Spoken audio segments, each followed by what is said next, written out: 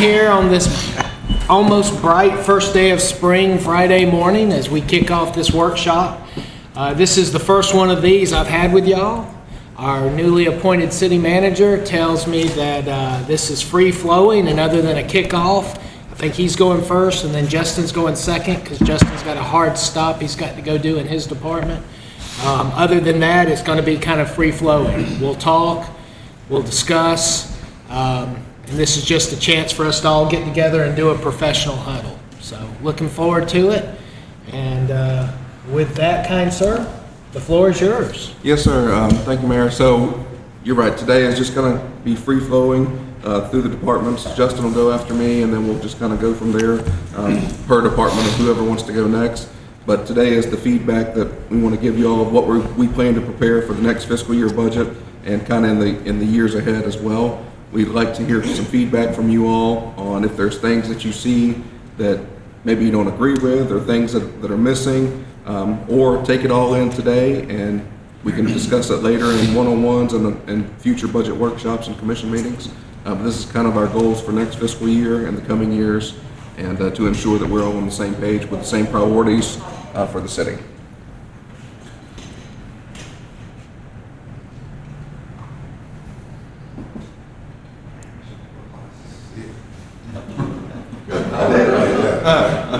You're going to need more than glasses. No, they're so we've had a lot of talk on the zoning and ULDC changes. So based on those conversations, we got a proposal to look at our zoning and change everything or convert the city to zoning. It's going to be approximately $200,000. It will take about 6 to 9 months to complete. This includes public workshops, the data, the map creations, and then everything that has to go before the state. So approximately $200,000 to achieve this. We do want to talk about that in future budget workshops and see if that's something the commission does want to move forward with, and if you would like for us to go on budgeting that expense in fiscal year 27.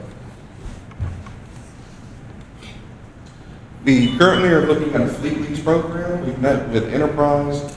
Chief Blanchard had another company that we're probably too small for them. They haven't been really interested in giving us a proposal yet. We're working with Enterprise on the official proposal. We don't know yet if it's going to be cheaper, but it would be for our white fleet and our police vehicles. It would be all of our pickup trucks, our SUVs, the public works, facilities, parks, fleet, sports and rec, to replace those vehicles on a 4-year program. We have given Enterprise all of the information, and they're going to put together the proposal on what it would cost year 1, year 2, year 3, and year 4. Good morning, sir. We should have this number back. We're meeting with them again on April 12th. We will present this during the budget, and if it's cost effective, we will potentially present a year 1 option in fiscal year 27. As you can see, of course, I use the worst looking vehicles we have to show this. We do have some aging vehicles. We have several vehicles with over 100,000 miles, and we have several vehicles, and especially the fleet and the sports and rec and the community services department that are 2003 to 2007. So we have some aging vehicles in our fleet for sure. Cybersecurity and IT needs. So as you all know, we recently had a cybersecurity attack, our phishing scam that we had some issues with. We're looking at, Corey has put together a proposal for an RFP for some IT needs. Going to review that in the next week or so and potentially put that out. And we will look at, see what it costs to have some of our IT needs contracted out. Maybe a little more cost effective and efficient for the city to do. We did have a vulnerability assessment done when the previous IT director was here, and we have got some issues that are high risk and we need to get addressed. So we will be putting money in the budget to address those cybersecurity issues and make the city a little more, or a little less vulnerable than it is now. This is just a little bit of the cybersecurity analysis that our vendor did. Kind of shows where we're at now and where we will be once we complete the work as they recommended. Website needs, it is a requirement to be ADA compliant by 2027 on our website. We want to improve our video and agenda software and also incorporate a public record module. We added that funding in mid-year. It's approximately $21,000 to get that started. It will increase our dues annually for our Civic Plus website. So the annual dues will pick up going forward. But we will have, if you look at Bay County, it will be something like their agenda videos software. If you watch a county commission meeting, if you want to see item 12 on the agenda, you click on it and it takes you right to that segment in the video versus having to scroll through and find it in the video. It will go right down the agenda and video log everything there.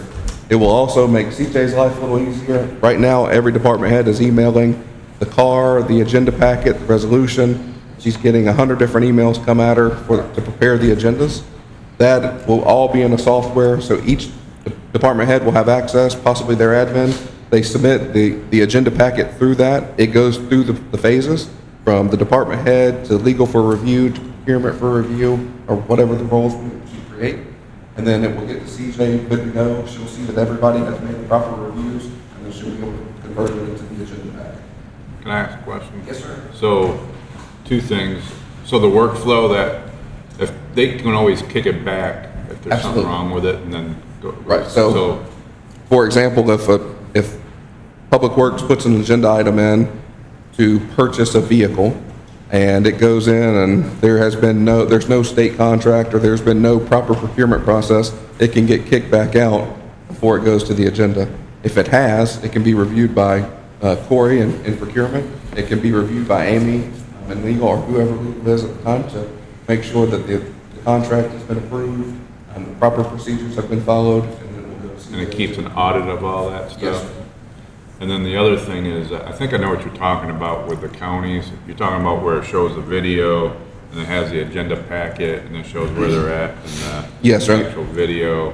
I've seen that at other cities and it seems pretty standardized and it's pretty clean and easy to follow if you're trying to do it online. So even for us, for staff, if you need to go back and listen to, a meeting, you have to you're on YouTube and you're trying to remember exactly where it was and Yeah. track it. With that, you just click right on the item and it takes you to the I've portion. had to do that many times.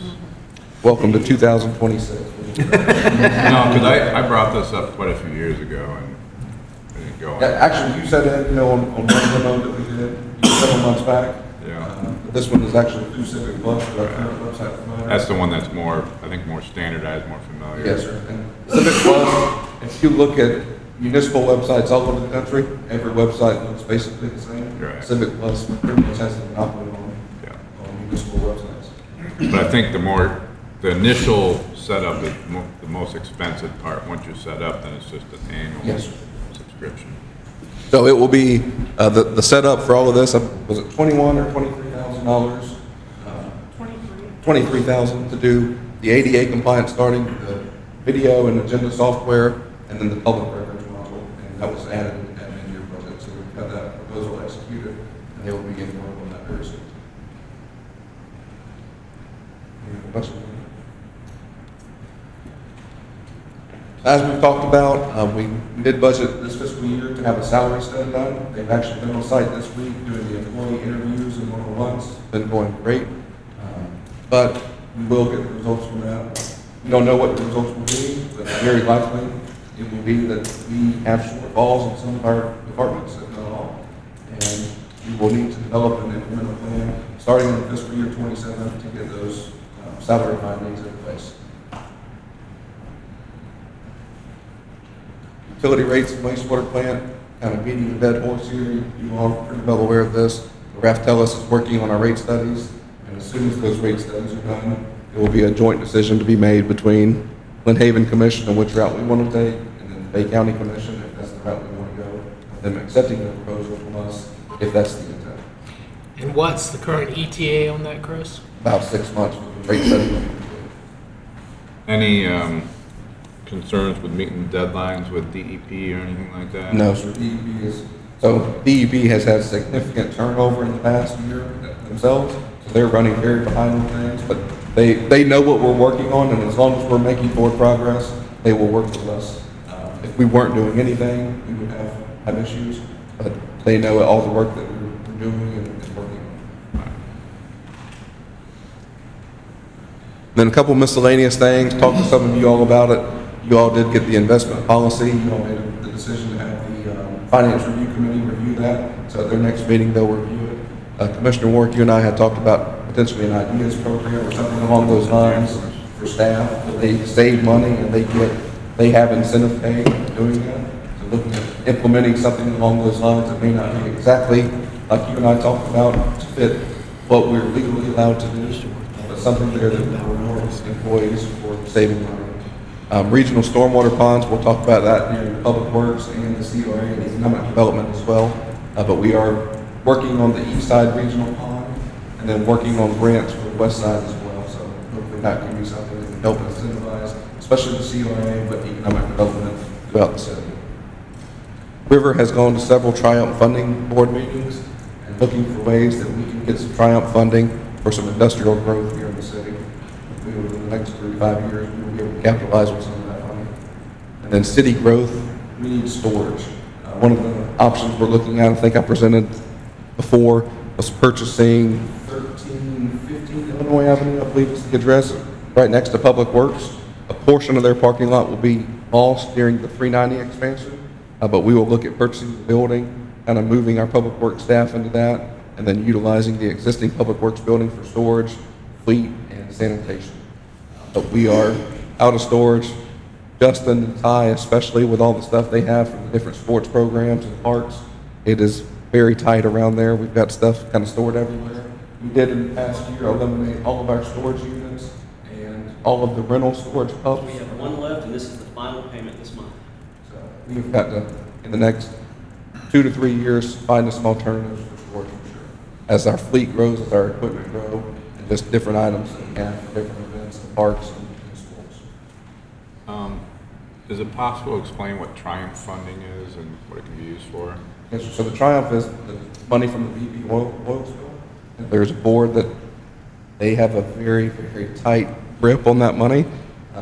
River has attended some of those meetings and seen how difficult it is to get it.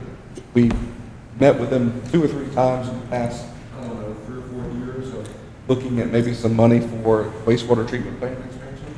They're like, it doesn't bring jobs. We want something that brings jobs. So we have to get very creative with how we submit those grant applications, how it lays into creating jobs and expanding industry in Lynn Haven. But as that money sits there longer and longer, we do feel that their grip will get a little less tight on that and maybe open up some doors for us in the future. I know when I got the tour of the Lannis Event Center, that's one of the things he brought up, but I don't think they'd be a good candidate for it, unfortunately. Yeah, it's the regulations they have on it and the control that the board has is very tight. Yeah. Thanks. Questions on any of that? Go back to the zoning slide, if you would, please, for just a moment. Just so the company that you're looking at that got these quotes, is this the one that's been working with Callaway? Yes, sir. Okay. As well as Bacon. What's the name of that company? Ray Greer is his name, and his company is called. I just call Ray Greer. No worries.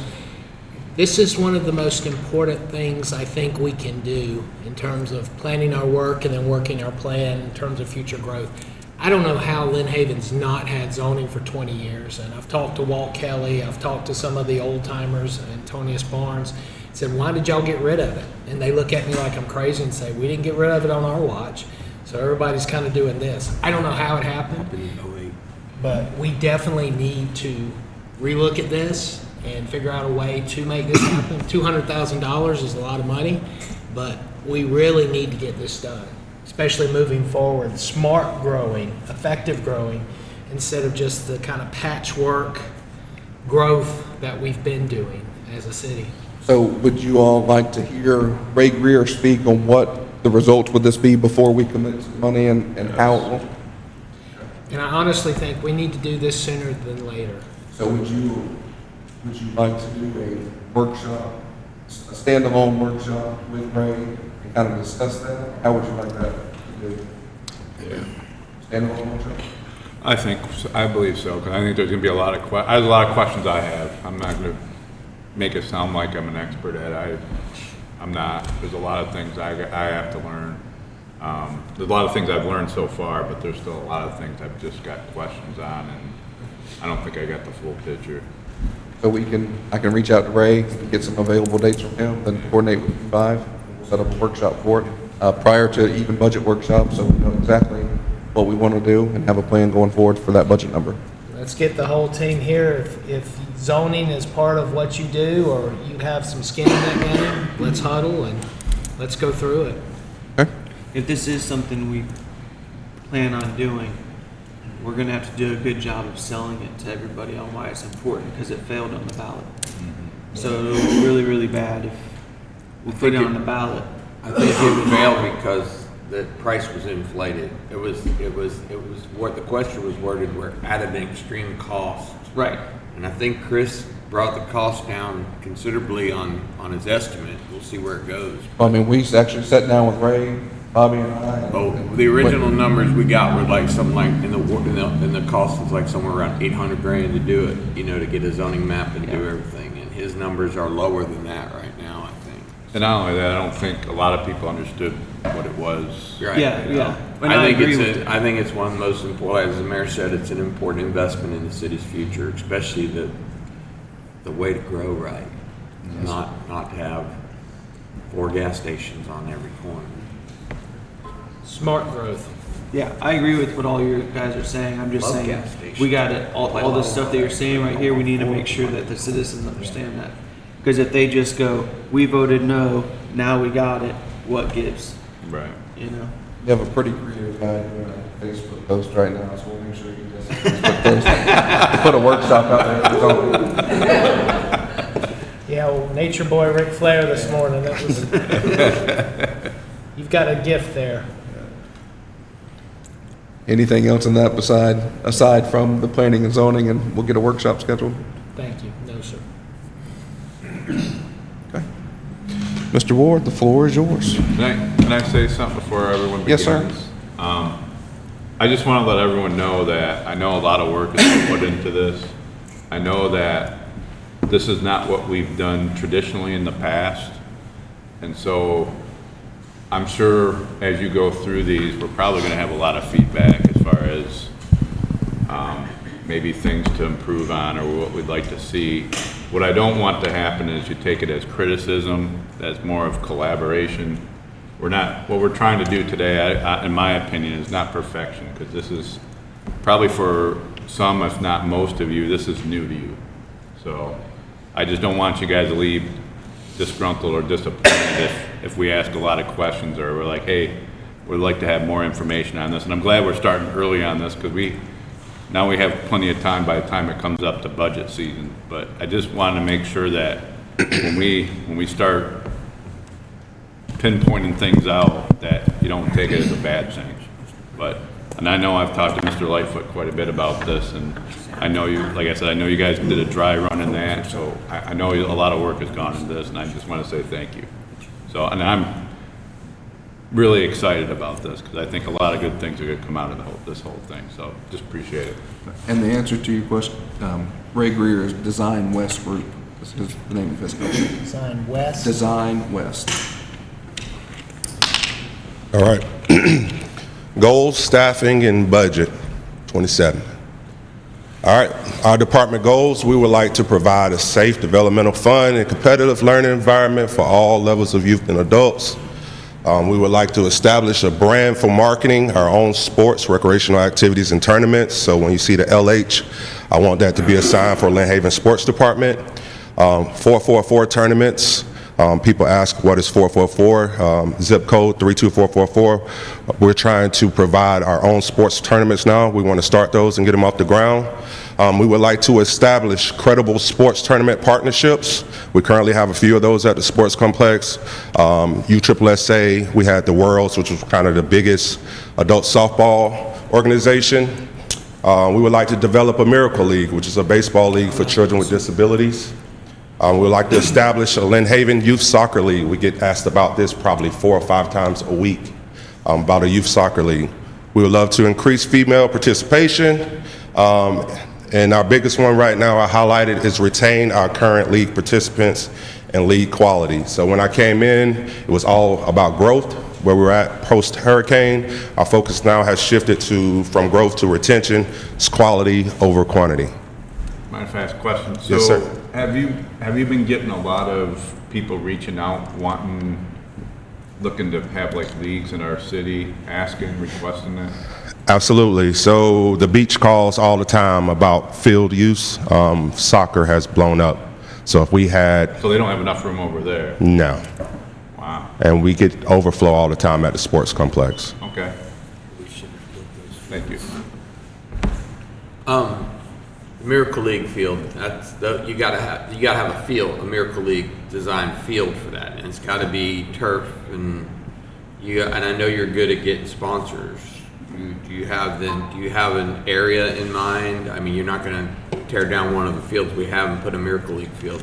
No, So you got space available, and do you have something in mind for someone to help build it? Not yet, but I'll have that post later in the presentation. Okay. We'll get to that, yep. All right, and right here is just some of the numbers that we have currently. In our flag football league, we had 530. Volleyball, we had 296. Spring ball, as you all know, 1323. Fall basketball, we had 379. And then fall ball, we had 1135. So that's a big jump from fall ball to spring ball. I figured a larger drop off in fall ball. That was crazy this year When to I have was a that many in kid- fall when I- ball. When I was a kid, it was only like 25% of people played fall ball. Yeah, because they're all playing football at That that was time. like a couple of years ago, wasn't it? No. Are all of these participants increased from over last year in every sport? 100%. Increase in every sport.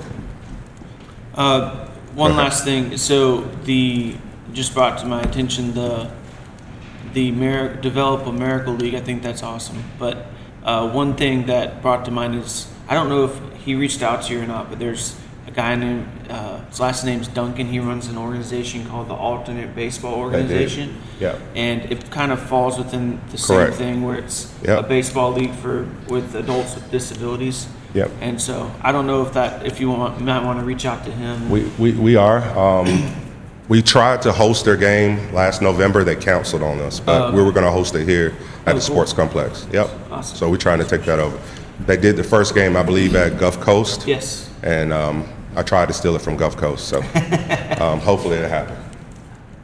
All right, our organizational chart. Obviously, you have me. Then we have a sports manager. He manages our day-to-day operations. Oversee our 5 coordinators. They're full-time. They're basically one responsible for organizing and implementing our recreational programs, and they're responsible for the daily maintenance of our sports facilities. That's dragging, that's top dressing, overseeding, quick drying up fields after rains, all that good stuff. Then we also have 5 recreational specialists. I call them our customer service. They're basically ones that are setting up and breaking down games, the when they're at our games in the afternoon. Then we have 4 rec assistants, and they're basically the ones that oversee the splash pad, the seasonal. Work hours, next fiscal year, Kiki, we're asking for 1 additional part-time recreational specialist to cover the gym. This could possibly be seasonal. Somebody from March to August. Due to the increase in weekend rentals and participation in our facilities, the gym is currently open from 8 a.m. to 8 p.m. Monday through Friday. Saturday, we're open from 8 to 5, unless we have a tournament, and then Sundays, rentals only. The gym is currently booked until June. That's from Special Olympics. They rent the gym out every Sunday. And then at the bottom here, we already have 8 basketball tournaments that has been booked inside of the gymnasium. So that'll be Saturday, basically from 8 to 8, and Sunday, basically from 8 to 8. So we were asking for an additional staff to cover those summer seasons. All right. One of our goals is to keep a safe, fun environment. Obviously, we do art in the park, fall and spring. We have one this afternoon. That's why I requested to go now, so I can prepare for this afternoon. We partner with Lynn Haven. We do Lynn Haven Elementary. We do the Lynn Haven Nights. They do volleyball, basketball in our gyms now. We've begun to sanction our baseball and softball leagues. It makes us eligible for the World Series, and you guys know that we had a 10U softball team that won the World Series last year. Put Lynn Haven on the map. We're currently the only municipality to run the official NFL flag league in Bay County. Our teams are not eligible for the regional NFL flag tournaments. I know you see the Cowboys on there, right? So I appreciate you guys approving that for us to get the uniforms this year. Great feedback from the community from that. With that, I'm saying they're eligible. They're now they can go play in these regional tournaments where there might be the Jacksonville Jags, the Atlanta Falcons. Yeah. If you win that tournament, you represent basically that stadium, and then you go into basically like a Super Bowl. I'm the Atlanta Falcons because I won that tournament, and you go play for that. So big growth for our leagues. Another thing for the safe, fun environment, behind the scenes, what we do. Sports and Rec, responsible for all aspects of field maintenance in-house. This includes top dressing the ball fields, dragging the maintenance of all 9, adding clay, edging. Department staff also manage post-rain, drying, chalking fields, performing summer overseeding, winter ryegrass, all of that good stuff. So this is a before and after. Fields get like this in spring. I have my staff go out and edge everything. Takes us a week to probably do that on all our ball fields. Top dressing Kinsall, we know is ruddy sometimes, up and down. Trying to grow the fields back for 4th of July. We'll take the tractors out there, some sand, but top dress to Kinsall. We'll do that probably in late April. And then obviously every day, daily maintenance, we're dragging all the fields, all 9 fields. It takes us about 45 to 60 minutes per field to get that right. Now obviously if it rains, this can extend the preparation time for games or even cancel. You would know about that, Commissioner. So if we get a rain early in the morning, it might cancel games in the afternoon or even the following day. So Justin, Yes, ma'am. so even though we see sports and rec as fun, there's a whole lot of behind the scenes labor going on, right? Whole lot of behind the scenes labor going on for us. I mean, We're a lot. nonstop, a lot. Yes, With- ma'am. With young folks, that's hard With to young correct. folks out there every day. Good on you. Coming back sometimes orange because of the clay. But yeah, rain, it doesn't matter. We're out there trying to push water off the field. So we got to do what we got to do to make sure people can play the game. And he's play been the out sport. there wearing a tie, pushing clay too. Yeah. Some days I'm out there and yes, suit and tie and pushing it around, trying to get the games prepared. So, fun story about that. During winter co-ed, it wasn't supposed to rain. It wasn't even on the radar. So like all the teams showed up, and it just showed up. Like rain just started coming, and then it stopped like 30 minutes later. So like all the teams go out Yeah. there, and we're all like squeegeeing water off the field to try to play. Yeah. We get ready. We're about to start, and then it just rains again. Yeah, so the story with that, prepared the fields, it rained that afternoon, and then we did everything we could to dry the fields up. Then right when it's time to play, it rains again. So I'm getting calls nonstop, oh, we still want to play games, Well, I'm like, listen, I don't have staff anymore. If you guys want to play games, all the captains and teams need to get out there and help us clear the fields. And sure enough, we had 20 adults out there trying to clear the fields out. They clear it out, and it rains again. Yeah, so, It's crazy. all right. Another goal, establishing our brand. You know, we have the robot, the turf tank. When I talk about the LH, now I want to put the LH on the fields. So at flag football, and we're going to start putting LH in the middle of fields. Maybe this baseball season, we'll start putting it in the outfields. And this is the logo for our 444 sports tournaments. That's what we're going to start using. So when we start seeing that, that's the brand and marketing that we're going to start preparing. All right, capital improvement projects. The top one, to complete phase 4 construction, build another outdoor sand volleyball court with lights, water-based resurface for the gymnasium. We need new temp fences for the sports complex, artificial turf, right, for the ball fields, and an additional batting cage for Kane Griffin Park. Start on this good one. I'm going in my 4th year, so this is my 4th time saying this. Phase 4 construction of the sports complex. It's what we get calls about legit every day. We get a call about this. Originally, it was for 3 multi-purpose fields. Now with the growth of baseball and softball, we cut it down to 2 multi-purpose fields, which will still allow us to run our soccer league and grow our flag football league. As I told you guys before, our flag football league, we had to practice at the sports complex baseball fields because we did not have enough green space at Kinsall. Right? So we want to add the 2 multi-purpose fields and now 1 AA baseball field to help with the growth and alleviate some of the pressure of Kane Griffin Park. The multi-purpose fields, those 2 fields with lighting is $1.2 million. Like I said, used for soccer, flag football, lacrosse, rugby. And then the baseball field would cost approximately $730K. We use 6U, 8U, and 10U baseball. For everything is $2 million. That's not including parking. If we were to add parking, it'd be somewhere around 4.5. I think somewhere around 4.5. I'm willing to compromise. We do not need parking. Grew up playing sports in Lynn Haven. We never had parking back there, and it ran smoothly. So I'm asking if we could just at least get the fields and one baseball field, $2 million. Justin, that goes back to the soccer league discussion that you had Correct. earlier. You could do your soccer leagues there, the football fields, and it will help alleviate the pressure that Kensaw gets from the beat down on that grass. Yes. Do other cities in the area have a lot of soccer, football fields and that? So I know there's soccer. Callaway does. Yeah, Callaway does, and then you have Bay United that's at Harder's. Was that on Southport? That it's in where's Harder's? Off John Pitts Road. What is that? John Pitts. Bayou George area. Yeah, I know Yeah, you're so all of our residents are driving to Callaway or Bayou not. That's George the to only play two soccer. places they have. Only two, in the beach. Okay. Are they doing anything on 23rd Street at the old R.L. Turner field? I can't remember what the name of that field is. Carl Turner, no. No. I know they're trying to redo Frank Nelson in Panama City. That's right there. That's where you're talking about. But no, I strongly believe if we start soccer that we would take over soccer because majority of those kids are from Lynn Haven. Okay. All right. Phase 4. Phase 4. I'm gonna say it 4 times. Phase Before 4. you go, that is something too that we've looked at Triumph funding, and the reasoning is if we keep bringing industry and growth to Bay County, these people need a place to live and something for their kids to do, and there was a no-go on that as well.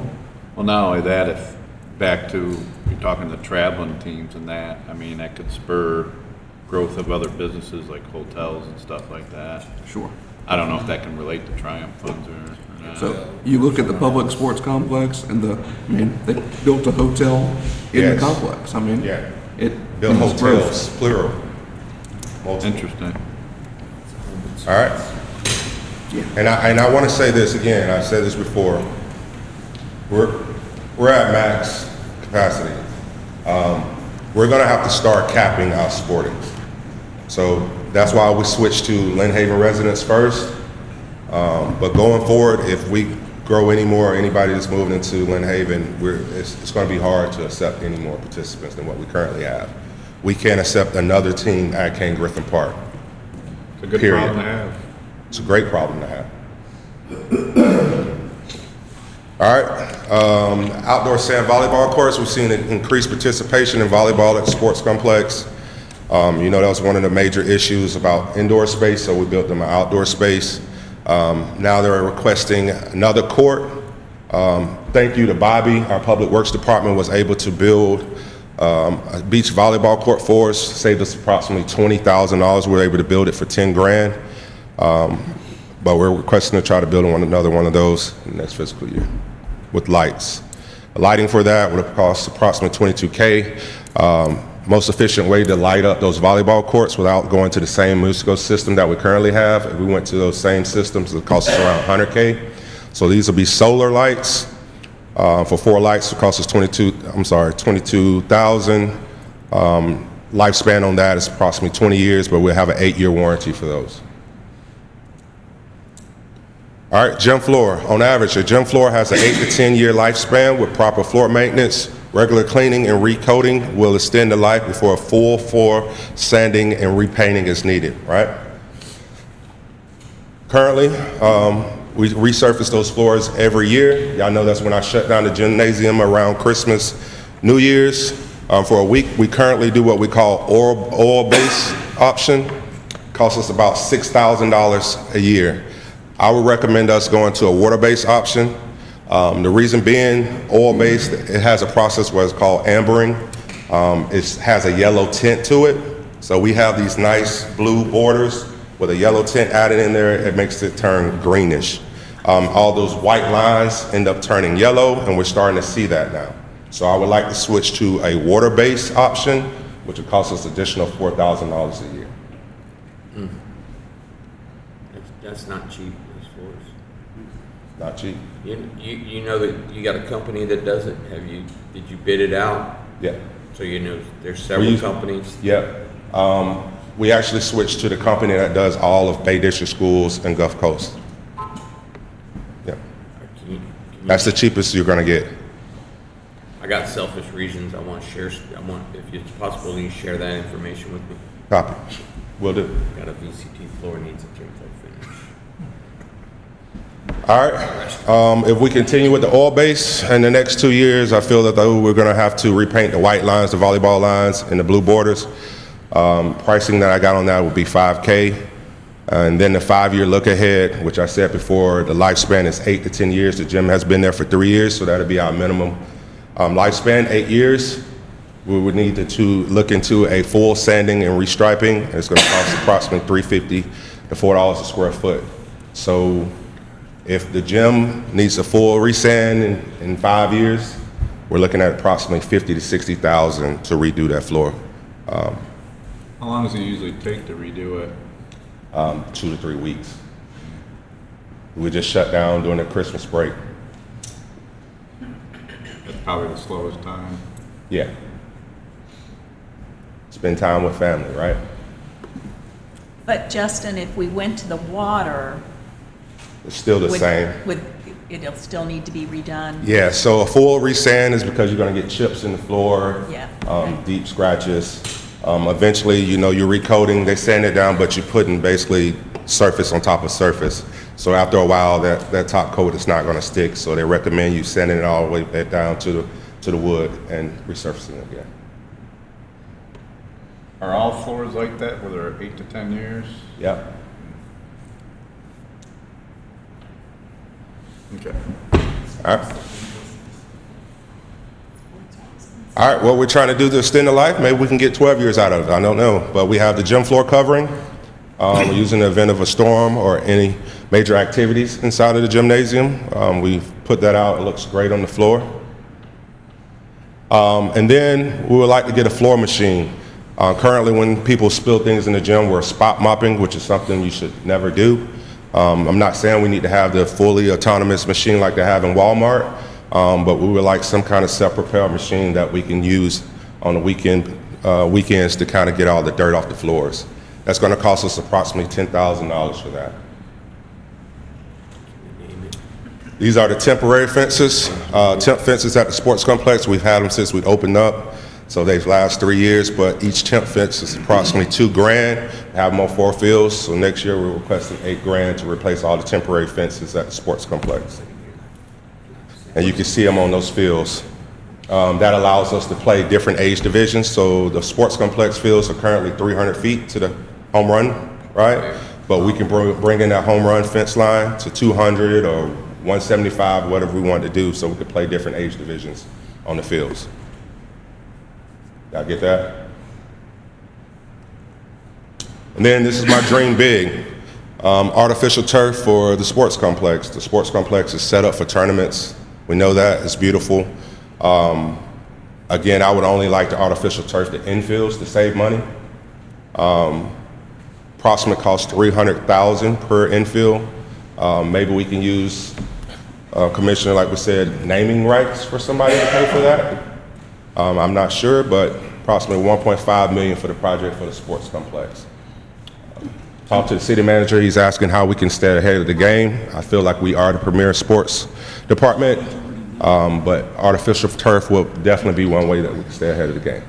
That goes back to the conversation earlier about rain, bad events, where the staff is out there, spending hours trying to get a field ready, where we had one of those Florida afternoon showers. North Bay Haven went to Dothan and played a tournament last weekend. They had rain, exact same thing. The fields are turf on the infields, grass on the outfields. Within 20 minutes of the rain quitting, it's ready to go. It's not like how we have now in clay and you're having to dry it up and get the field ready. It's ready to go all the time. You also don't have to do the work that Justin showed with their edging and replacing the clay. So it would eventually pay for itself, as well as cut back staff time. Correct. I think this is the important part with things like this and metrics.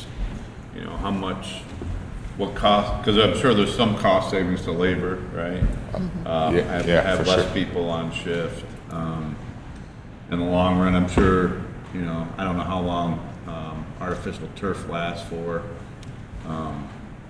But yeah, this is something I think would be important to have some numbers on as far as For sure. what are the potential savings in the future and things like that. We will gather all that for you. Artificial turf is thought to last 12 to 15 years. If it's installed properly. Right. We'll say, also at the public sports complex, for example, they play tournaments nonstop. There is no healing time for the field. They're finishing a tournament on Sunday during the summer, and another tournament's rolling in starting Monday, and that Correct. field never misses a beat. It's rolling. So you don't have the beat down of the fields like you do in the grass and clay. We're like now for us, Kensaw, truly we couldn't play another league on there until June. That field is beat down. All right, and that goes back to another one of my goals, allow us to establish a Miracle League and attract the big name tournaments, the USSSAs, UFFAs, et cetera. Picture Commissioner Perno of what I was talking about with the Miracle League. Smooth surface, you can have wheelchairs, et cetera on there. Then artificial turf, like you were just saying, Chris, will allow us to prevent cancellations as it's playable within minutes. So that is why we can't play games. If that happens, that field is no good for the entire day. All right, the additional batting cage for Kane Griffin. Are we keeping up with our league growth? All right, currently there are only 4 batting cages at Kane Griffin with 4 playable fields. So we have 8 teams that practice, but only 4 of them can use the batting cage. So I'm requesting to build another batting cage right there within that sacred area. Approximate cost, hey, I'm dreaming big. Per Bobby, $85,000 to $100,000 for another batting cage. But we need to be efficient. And that's all I have. Any questions? One thing with the batting cages that we got to figure out how to enforce is only allowing teams to use them when it's designated for the team. There's been I guess I should say like this. There's a sign on there that says for example, a travel ball team can't just come in there and use our cages without reserving them. But there's definitely been times when that happens. So the batting cages are definitely, we always say first come, first serve. Mm-hmm. Now during our league or practices, we put up the practice schedule on every batting cage. So we know that this batting cage is designated for this team during this time. Now outside of those times, they're basically first come, first serve. But if a team was to call me and say, we're gonna go up to such and such batting cage, we will make sure that you get that batting cage. I will have a staff come and say, you have to move out. League takes priority. Okay. Do they have any kind of locking system or code system? No. Any other questions? No, I'm just gonna say, I know that program has come leaps and bounds. Appreciate all the phenomenal work that you and your team have done. The only other input I would ask, and I don't know if it's something you have numbers for, but I know the numbers have grown quite a bit as far as participation. Do you have past years numbers where you can graph it all out? I can get you that. And I don't know if there's a way you can get how much revenue did it bring in and expenditures and kind of get an idea of how much it brings in so we can project in the future if we go to some of your dream things of some of those tournaments and things like that. For sure.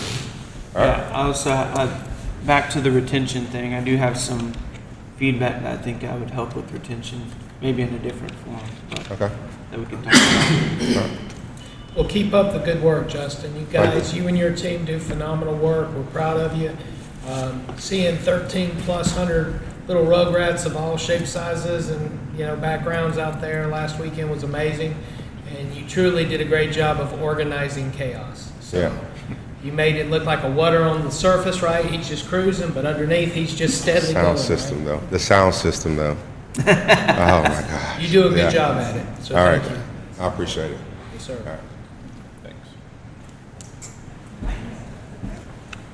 All right, who we got? She's ready. Chief in Oklahoma.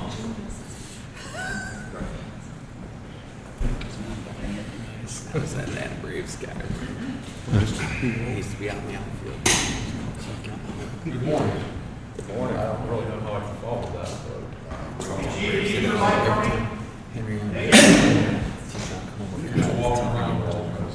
You can walk with it.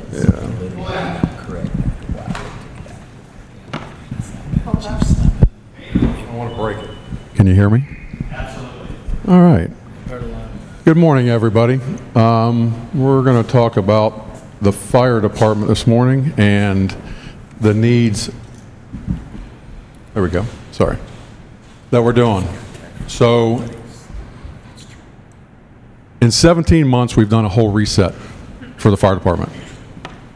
We've done a great job with the backing of commission and the city manager about getting apparatus.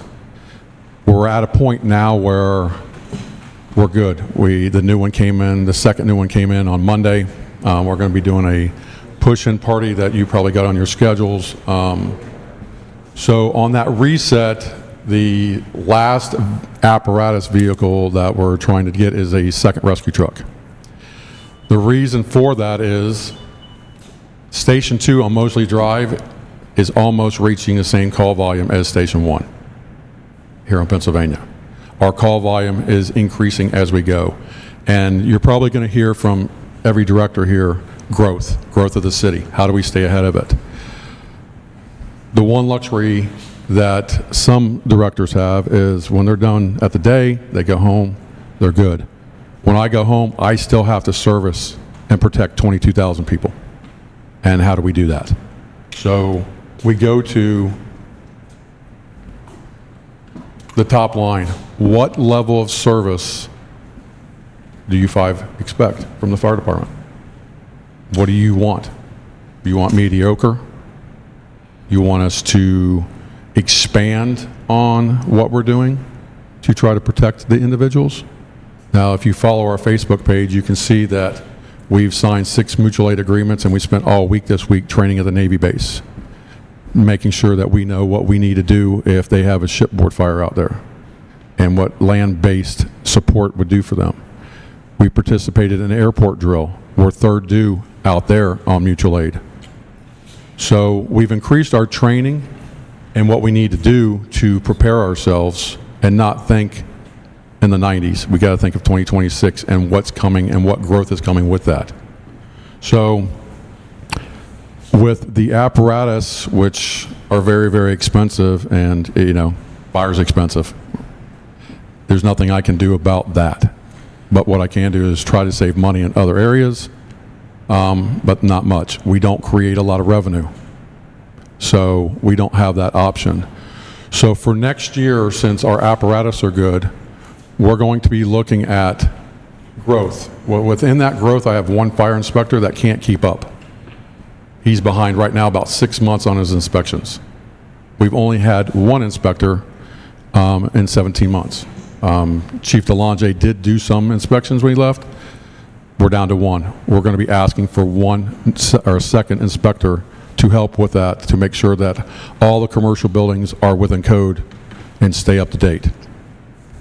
With the second rescue truck that we're buying this year, we want to put that second rescue truck at Station 2 to help out with not running that $1 million fire truck on every EMS call. To do that, I need 3 people. I need 3 people so I can put that truck in service, and those $1 million fire trucks that we bought won't be running on every call. We have to save those trucks. We can't run them on a daily basis. Only to fires, fire alarms, car accidents, but on the day-to-day, what I call Band-Aid calls, the sick person, stuff like that, they don't need to run. So the benefit of adding the 3 people is you're not putting the wear and tear on those apparatus. And in the end result, the maintenance costs won't be as high. I can tell you that the ladder truck that you have in service now is very, very beautiful looking, but it cost me about $10,000 just a year just in tires. So the new engine that we got will supplement that truck, and we're going to try to run them in tandem in some way to make sure that we are also following NFPA requirements and ISO. The ISO is your insurance ratings that we have for all the citizens here in Lynn Haven. Currently, we're a 2 We want to stay a 2 or be a 1. I don't know if we're not going to be able to get a 1 because we don't have the personnel for that criteria. But if we can stay at 2, that's where we want to be. And the last request is I have a young lady that is my front desk person. She's also my community risk reduction person. She's the one that coordinates all the school visits. She coordinates everything within the city for outreach to educate the public. She's doing double duty. So I'm asking for a front desk person to alleviate some of that pressure off her so she can only concentrate on doing the outreach to all the citizens in the community. She also does our Facebook page. So those are, for next year's budget, that's what I'm asking to do to alleviate some of the pressures. So before I go into the capital part, is there any questions about that? I just have a general comment for you, Chief. I think the world of you, I think the world of your department. But to say y'all are stretched thin when the fit hits the shan would be an understatement. In case in point, I live in Hawks Landing, so right across from Station 2, right across 389. And I've seen 2 examples. We had a medical emergency. My elderly neighbor lady across the street. You guys were there in like 3 minutes to help. And your crews did an amazing job. And that big pretty fire truck was there. So I can understand what you're saying there. Last February, and I actually spoke to the commission about this before I joined them last summer. Prior February, we had lightning strikes, thunderstorm rolls through. I know, crazy in Florida, right? But it caused multiple fires at once. Station 2 had already rolled out and was responding to another house fire. And a house 4 doors down from me got struck by lightning. And the entire second floor was ablaze and roof. Your resources were already deployed to another fire. When 911 got called, and me and another neighbor literally went and got those people out of their house. They were dazed, static electricity, their hair sticking straight up. They acted drunk, and they weren't drunk. It was, afternoon. You had the whole school traffic debacle, right? Fire trucks trying to get in. So it's a lot of issues at once, but it all kind of came together. It was, the school had locked down. The kids couldn't get out, so the parents and grandparents couldn't go anywhere. It was just gridlock. And then you guys were the Bay County Fire Department came in. We ended up with 3 fire trucks there, 1 command and control and 2 normal fire trucks, but only one of them had a pump that was actually working. So you had 3 fire trucks there, but only 1 working and spraying water. And by the time the county guys got there, because you guys had deployed to another fire and you couldn't be in 2 places at once, that house ended up being a total loss. And short of it being your own house, 4 doors down from you, and you're there consoling the people you had to get out of their house, and watching that burn is very eye-opening. So we as a community, we definitely, and I say this from the heart and from honest experience right here in Lynn Haven, this is one of the areas where if we need some fat, if we need to grow and feed more than the bare minimum, it's with our first responders, fire and police, bottom line. Thank you for what y'all do. We got to figure out, as we grow as a community, our first responders, y'all absolutely have to have what you need, and not only for that initial call, but what about the second call? That Murphy's Law is invariably going to happen. Right. As especially with big storms. Lightning doesn't strike in one place and go away. It's all over the place, right? Correct. So as you have multiple fires at once, how are we responding to that as a city? And how is the county backing us up and local municipalities? Can we make that more effective? I don't know, but part of it's resources and part of it's manpower. I totally agree with you, Mayor. The one thing that we have done is we have signed mutual aid agreements with Panama City Beach, Tyndall Air Force Base, the Navy base, and the airport. So my battalion chiefs have full authority, if they're en route to a house fire, to request that mutual aid on the way to the call, due to the fact that the ladder truck that we run has 2 people on it. The rescue truck that we run has 2 people on it. The engine over by where you live, we have 3, but there's no rescue truck out there. So we by NFPA and ISO requirements, we have to be on scene in 5 minutes and 20 seconds. That's the standard. We're meeting about 90% of that right now. So we're above average when it comes to being on scene and meeting those standards.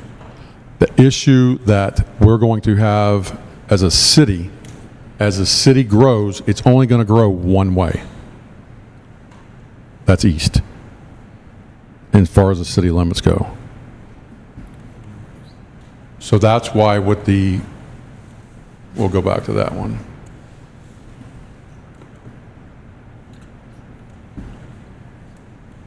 I'll get there. That's why we have an appropriation Station 3 up at the state level. Now, we've made several trips to Tallahassee to get that done. 2 weeks in a row, I was in Tallahassee. I met with the Lieutenant Governor's aide. I met with the budgeting director at the state. So we've passed the House as far as getting the design and permitting for that station. But that station right now would be built out in the Mill Bayou, which would also cover Deer Point Elementary. Right now, that's an 11-minute response to get to that area. So we really have to take a deep dive and look at how we're going to get there financially to build that station and the people that we're going to put in it.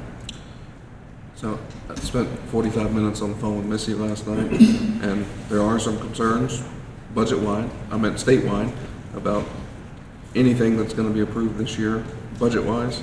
So definitely I'm concerned about will we get this as an appropriation, as well as our East Side Regional Stormwater Pond and the water main projects.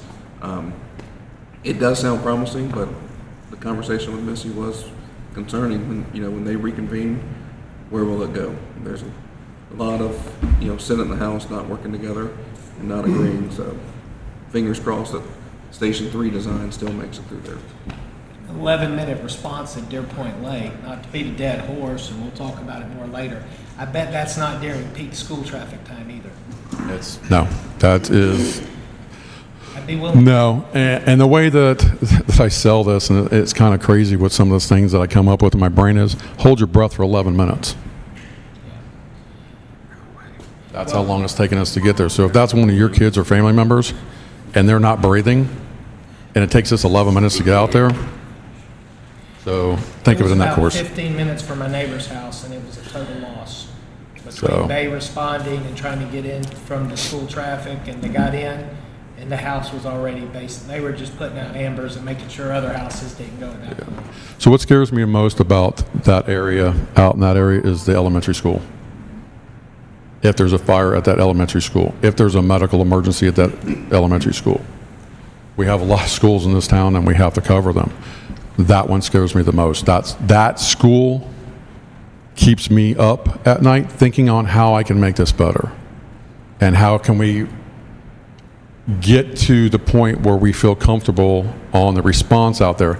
And I know it's expensive. I know the finance director's like, how are we going to get this done? I understand that. You can't find grants for stations. I mean, we can look and look and look and look, but we have to look ahead. And the way that my brain works is I don't think of today. I got to think of next year, the next year, the next year, next year, because the fire department is so expensive.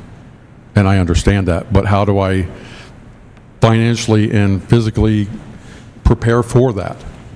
You know, it's not just me saying, hey, Kiki, I need $2 million. What is she going to do? She's going to say, no, I don't have it right now.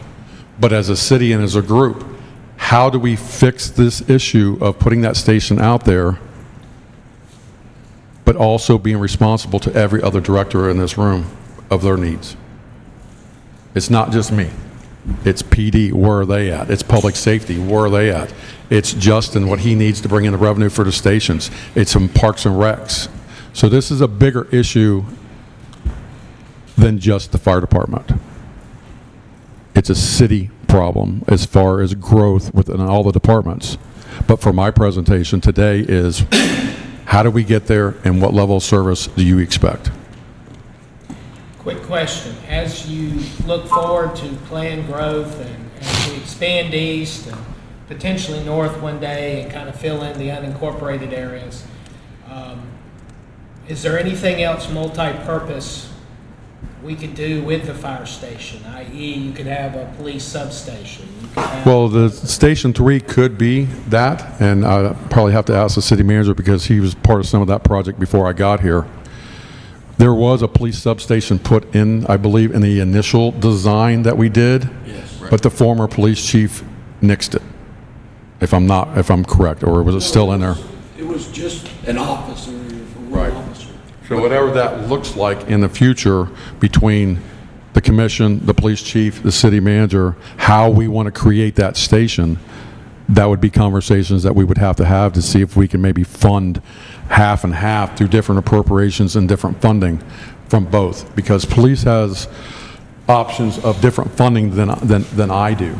I'm not going to speak for the police chief on how he's only been here a couple weeks, but you know, that's a conversation that we might have to sit down and have on how can we fund this on two different avenues. So with the design is not picked out or committed yet, but it would be a conversation with Chief Blanchard and Chief Johnson, but very likely there would be some type of substation in there. With police nowadays, their vehicles are their offices, so they're out roaming around. So it's not like we need a substation sitting there with an officer in it. If they wanted an office or something out there to use, that would be the chief's decision. That's kind of what I was thinking, just, and it's probably limited use. You wouldn't have a jail in the firehouse per se, but if you have an extra office, right, or an extra workspace, we can dual purpose. And I don't know what other city departments could also make use of that. But, you know, just trying to think ahead, like you're saying, commingling of funds, synergy of effort. So at my former employment, that's what I did. I built stations. I did those things. So once we have the conversations with me and chief, you don't have to look at this just as a day-to-day station for police. You have to believe that if we have a disaster or something, how can we house them out there along with the fire department, and they don't have to come back and forth. So on the design phase, we would have to really look at what best fits that station. But don't think of the station being built for 2026. You've got to think about building the station that will last 50 years and get you there. Most police stations and fire departments don't get built every 10 years. It's either 30 or 40 years to when they get redone. Now, the only thing that they do fix in these stations that are older is they go in, they rip out the technology and put new technology in these stations. But if you build it the correct way with the hurricane windows, the block walls, and do the design properly, this will be a 50-year station, and that's what you have to look at for the future. I know that, you know, that's the biggest part of our budget is safety and security. It just is. It's expensive and it's tough. So I get it. I know I probably should know this, but with Mill Bayou, isn't there already an agreement or impact fees or something we have money for the station? So it's not in any agreement that we've read where the developer is paying for it. We will utilize impact fees to construct it, but we won't have enough impact fees to construct a fire station. It will have to be bonded. Is there already a plot of land set? We do have the 3 acres. So we have an the easement land. on the 3 acres. It's not deeded to us as of now, just an easement. Okay. Can I clarify something, please? Sure. Everything that you've heard thus far, with the exception of the sewer plant, is general fund. Yep. Every request that you've heard so far is general fund money. And the only real lever you have for increasing general fund revenues is the ad valorem. You can tinker around with fees, you can tinker around with registration, but your main lever of revenue is the ad valorem.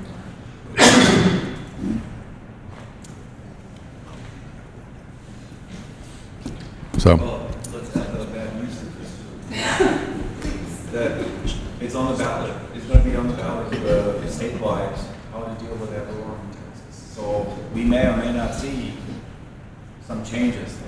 well, let's not live in the world of what if. We can't live in the world of what if it passes, if it doesn't happen. There's 5 different versions of the ad valorem tax that's going to the House to be passed. None of them in Tallahassee have any clue on what they're doing. The Republicans aren't talking to the Republicans, the Democrats aren't talking to the Democrats, and nobody's talking to anybody.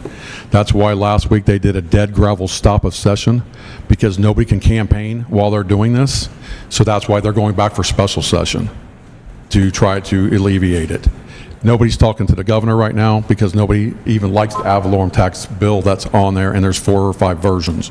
So for purposes of today, let's not live in the world of what if this passes. Let's deal with what we got to do today, and if that does pass, then we'll have to go back and look at it and see how we're going to fund it. Because fire department is funded by ad valorem taxes.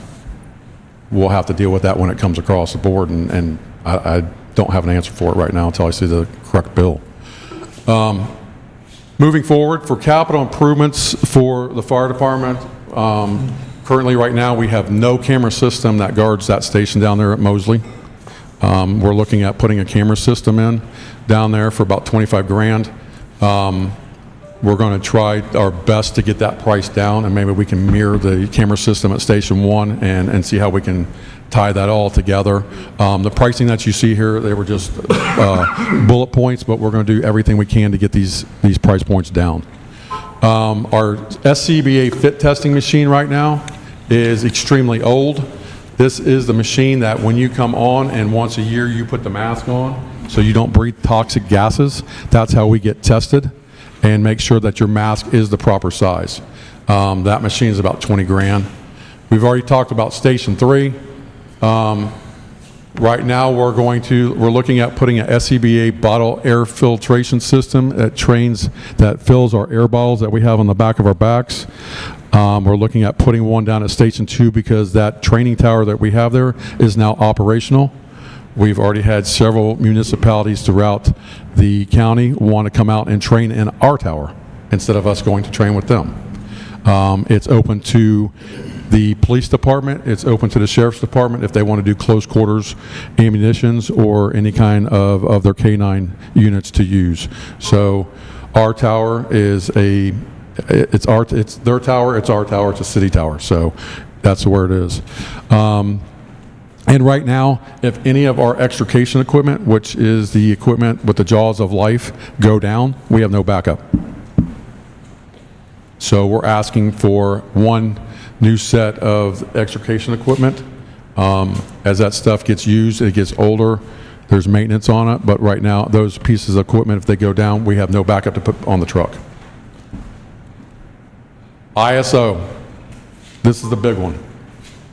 Our inspection is in 2027. That's our insurance rating for all the citizens in the city and how that goes.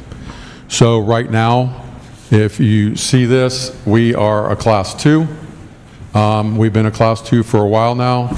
That's where I said the 5 minute and 20 seconds comes in. That's where the 11 minute comes in at the Mill Bayou area. So we're doing everything we can to make sure that we stay in ISO 2. We've already started. We've already reached out to the inspector that's going to be inspecting us to tell us how we can get better and how we can stay at 2 and or gain points on that. We've already had 4 meetings on this. I have one individual that's my training officer, but he's also my compliance officer that's doing a deep dive and getting all this information and making sure it's correct so we stay in ISO 2 and our citizens' insurance ratings don't go up.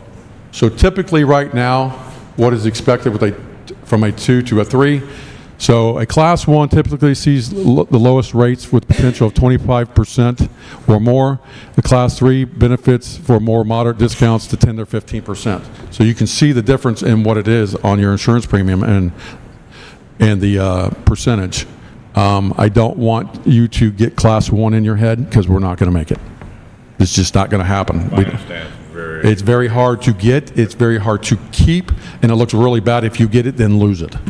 So if we can stay right at a 2, a solid 2, I would be really, really happy, and I think the commission and the city manager and the citizens would be happy with a 2. From my understanding, it's very rare. It is. For a station. It is. Are we even close, Chief, to one criteria? I can get you the correct number, but I think we were like 8 points from a 1 last time. We're not going to get there with those 8 points. That's all personnel. That's putting 4 person on a ladder truck, 3 people on an engine, 2 people. It's all about how many people you can get on scene and keep. we're not going to get there with the retention, trying to keep retention, and the people we lose with people leaving, going to other departments. It would be crazy for us to even think about trying to get to a 1. Now, we can dream, but I just don't think we can get there. I don't think we can sustain it, is what I'm saying. Gotcha. Capital improvements for 27, 28, and this is where we have to look for the future. This is not a today problem. It's a future problem, but this is the station. So when you build a station, it's not just the station. What's the soft cost that comes with that station? Well, that's a new fire truck, a new rescue truck. Without that area, we'd have to put in a brush truck because of all the woods, and 15 personnel just to get that station open. And that's not including when you build the fire station. If we do it correctly, we'd have to put the contingency money in there to put in the furniture and all the dispatch equipment that have to go with this. This is not a cheap project. The city manager tried to get me to get him some kind of price, but with the fluctuation of everything going on and construction prices going up and down, I didn't feel that I could put something in there and stand by it, because I just don't know until we get to design or we get to an architect to say, what is this and what are the construction prices at that time? Because to build this station, is it next year? Is it the year after that? I can't tell you, depending on funding. Now, if Kiki had an open checkbook, I'd tell you, but she doesn't. She's doing everything she can to support all the divisions within the city and still stay on budget. So I'm not going to put that pressure on anybody. So you're looking at this fire station now in the process. Soft cost with that is the 15 sets of bunker gear, the SE bottles and packs, the radios, the generator, ice machines, and station equipment of furniture, chairs, beds, tables, and all the et cetera that go with it. That's the soft cost I'm talking about. Moving forward to 28, 29, we do know that there is over in the old fuel depot, there's supposed to be a fire station that's supposed to go in there. That is part of that contract or that DO process, that they will build us that fire station, and we just have to supply everything that goes with it. Don't know where that was. It was hot and heavy about 10 months ago, and it went dead again. But for me, I have to think about it. I have to keep the city manager abreast of that and at least put it in there as a holding place if it does come up. Is there a location discussed for a 4th station? Marine Island. That was hot and heavy when I first got here, but like I said, it kind of went dead after they got their DO. But I don't know what they're doing with that. I haven't heard anything in probably 6 months, Chris? They reached out to us in December, January, with some utility questions, but no big traction. So that station right there is just a holding place for you to think for the future of what might come up. So, and with that station is the same thing, the bunker gear, the 15 people, everything that goes along with it. Future, down the line, and I'm talking 4 years down the line, we're going to have to replace some gear washers, and we're going to have to replace the old ladder truck. That's down the road. That's not even on my radar at the moment, but I have to think about it. It's getting older. It's our reserve, and it's starting to cause some issues with hydraulic leaks and stuff like that. So we have to at least look at it. You're talking about not our newest one? No, the old one. Okay. Yeah, the old one. Well, the new one's going out of service for 2 months because one of the computers is down. Huh. So we have to take it out of service. We'll get there later. And then eventually, Station 1 was built in 1988. What do we do with that? Do we renovate it?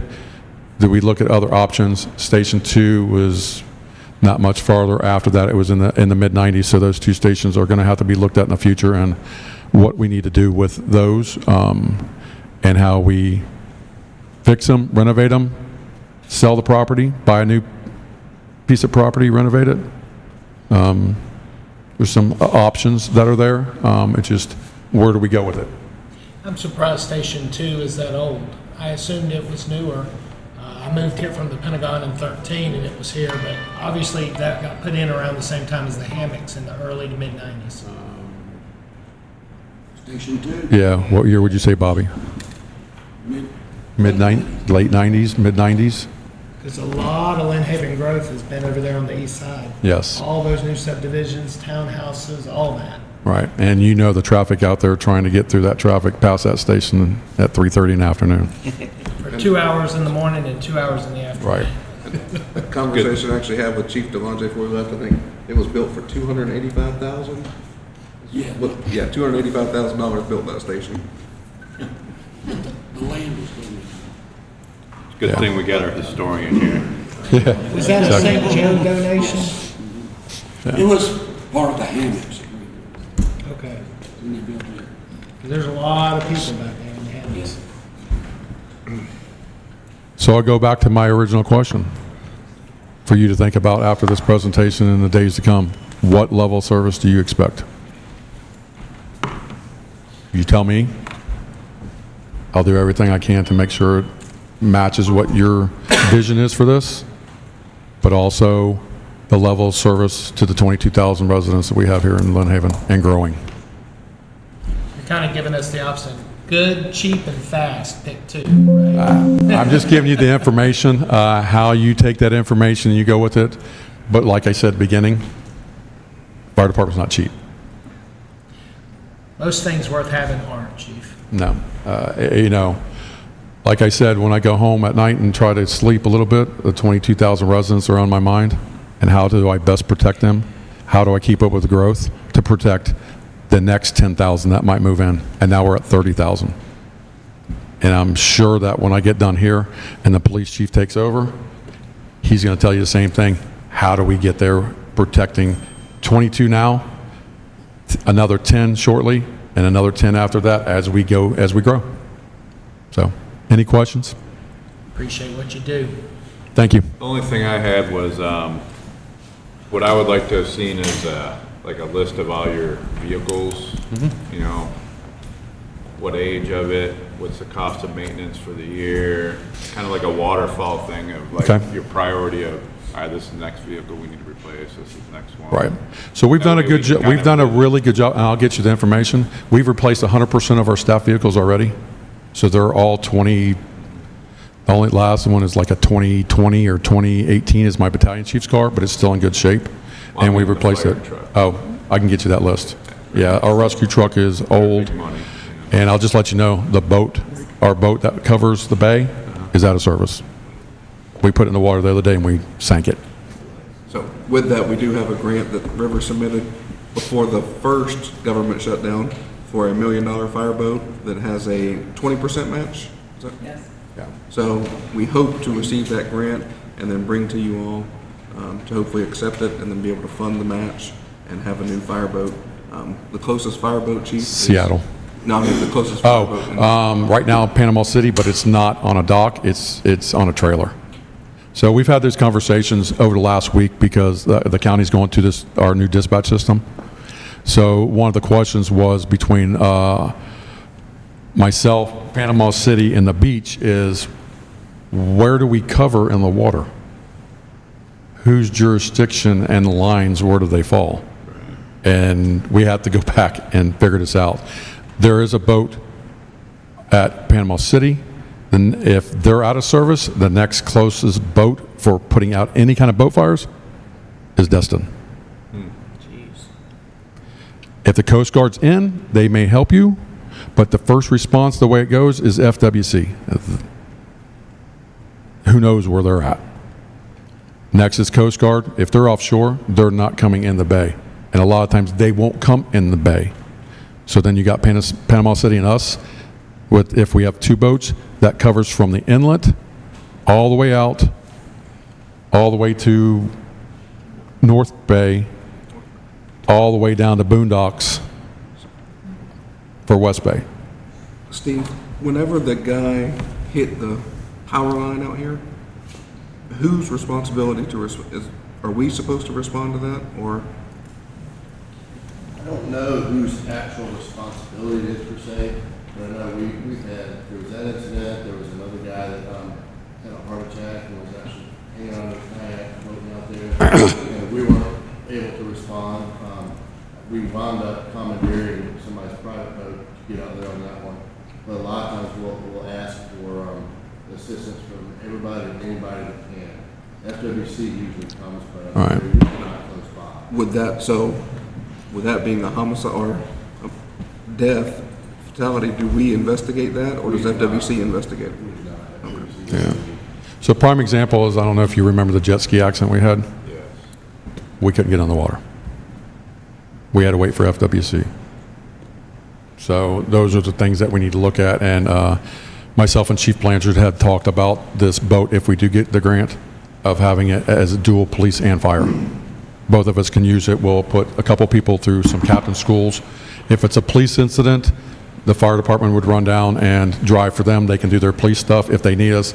If it's a fire incident, one of their guys on duty or something could drive the boat while we do fire activities, because the boat that we're looking at has a pump on it. It's not just a rescue boat. So, but we're doing some kind of joint effort here between police and fire to make sure that that happens, that we both can get on the water to do what we need to do. Okay. Well, FWC did everything on the jet skis. Yeah. Investigation and everything. Yeah. So How much are we looking at for a rescue boat? the rescue boat that we have for the grant is $950 right now. We're looking at $950 to $1 million. And it's built out of Seattle. It's a specific boat with specific pumps and flotations. I mean, it's not just your regular go to the boat show and buy one. You know, if you're out in rough seas, the seats have seat belts, a specific lighting for outside into the water. So it's a specific fire boat manufacturer. I'm assuming that doesn't affect our ISO rating? The boat doesn't, no. No, it's more or less, with Marine Island coming, and they're having a fill station there, who knows what size boats are going to be in there. Right. As I've been here, I'm seeing bigger and bigger boats in the bay. Well, if one of those catches on fire, it's more or less, let's put it out, let's rescue these people, and move on. If the boat sinks, it sinks. I'm more worried about getting to the people. Right. And Chief, it's not just about fire. It's- You guys that respond to medical calls. yes, on the water too. So We, if somebody's out on a boat and they've had a heart attack, or Correct. there's some sort of medical distress, those guys need to get to you quick. right, and that's why it's kind of a thing with me and Chief to do that dual. Well, if I send 3 guys on a boat and they're doing cardiac arrest on the way in, they can't drive the boat. So we'll have a plan for that if we get the grant. Chief and I will bring back a plan to the city manager, and we'll try to game plan on how we're going to do this. Good. So, Chris? yeah, so, now we're gonna do a break. It's either the police department wants to go next, or somebody's got a warrant, everybody that showed up. So, do a 10-minute break, and then we'll come back and turn it over to Chief Blanchard.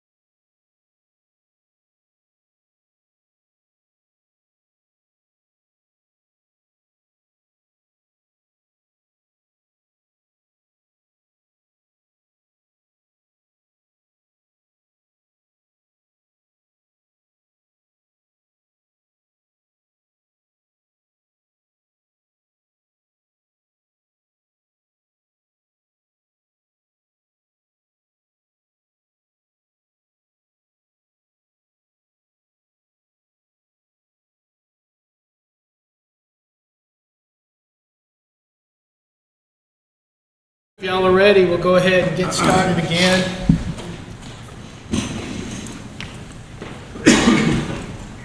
Morning.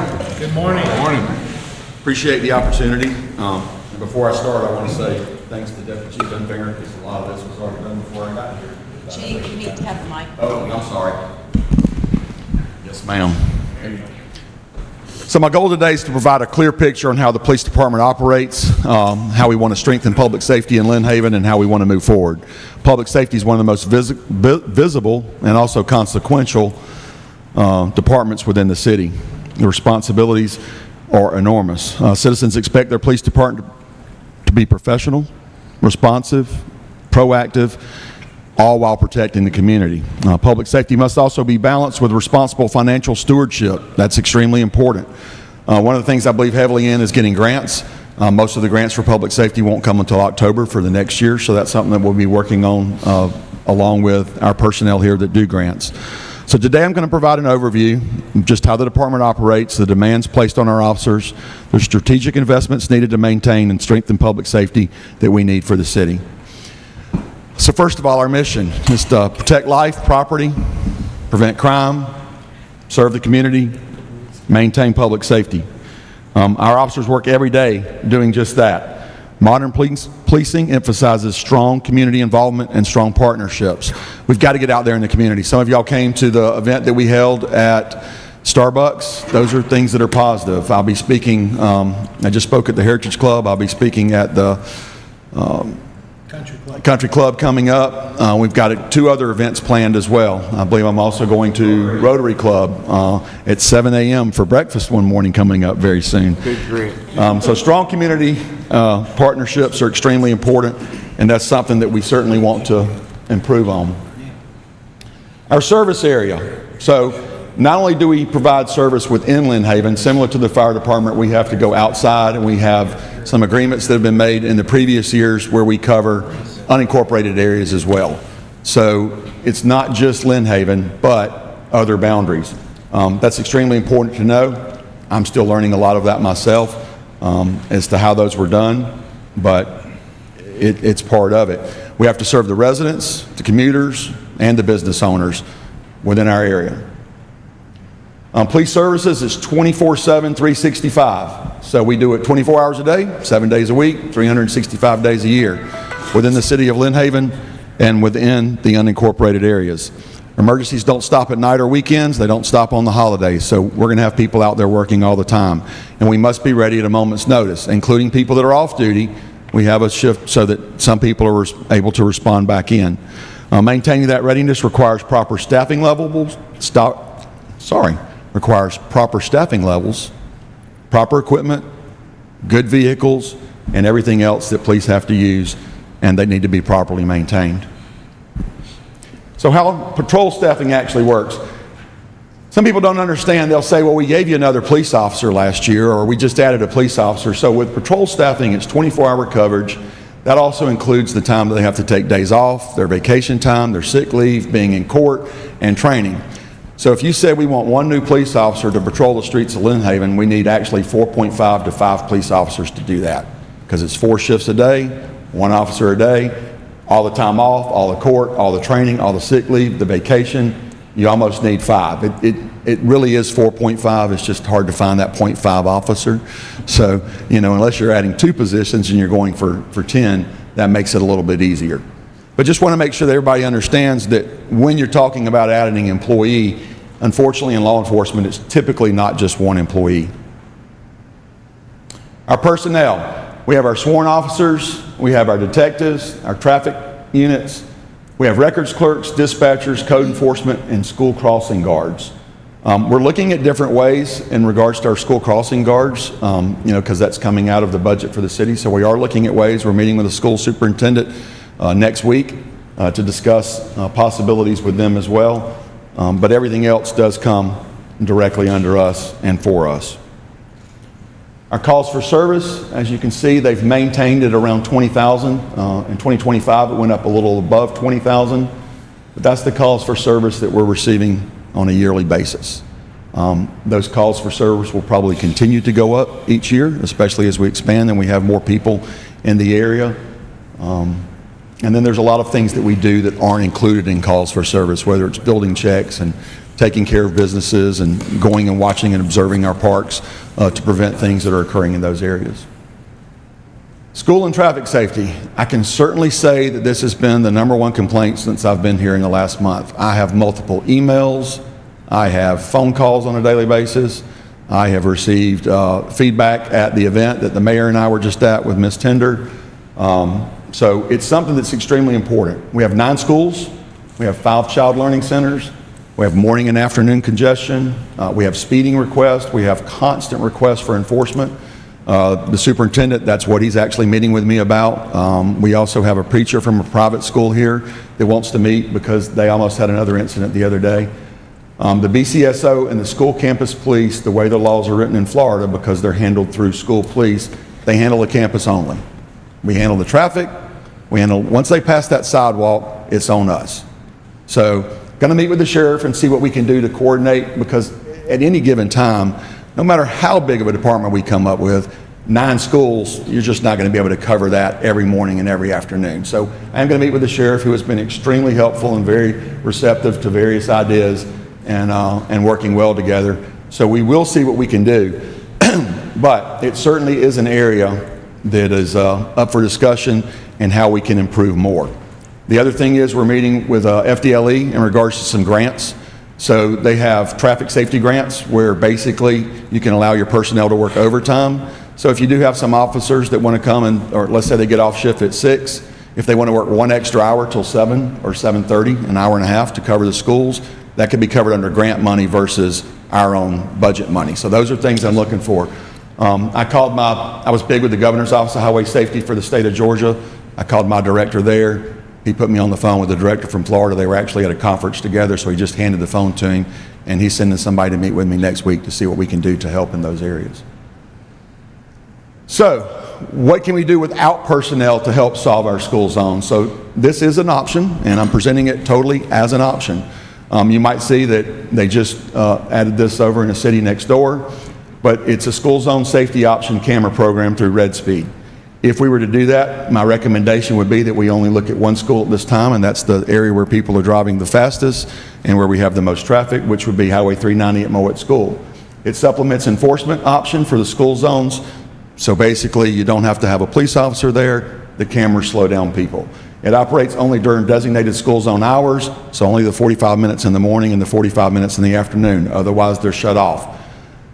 It is a civil citation process. Some people say it's a money generator. First of all, I can be very clear. I do not believe in policing for profit. Policing should never be about profit. There's obviously profit that comes with policing. We get money on our regular citations now, but that's not what we're about. We're about saving lives and keeping the community safe. If somebody were to get a civil citation through this, it's a $100 fine. That's the max. If one of my officers was to write a ticket for somebody speeding in a school zone, it's a $400 fine. So it's certainly not about policing for profit as far as the citations, but this ensures that one of our most dangerous areas is covered all the time, and it's proven to slow people down. There's no question about it. National studies show that if you can just slow a car down, if it was to strike a child, if you just slowed that car down by 5 miles an hour, it increases that child's life expectancy by 30%. So it's something to consider.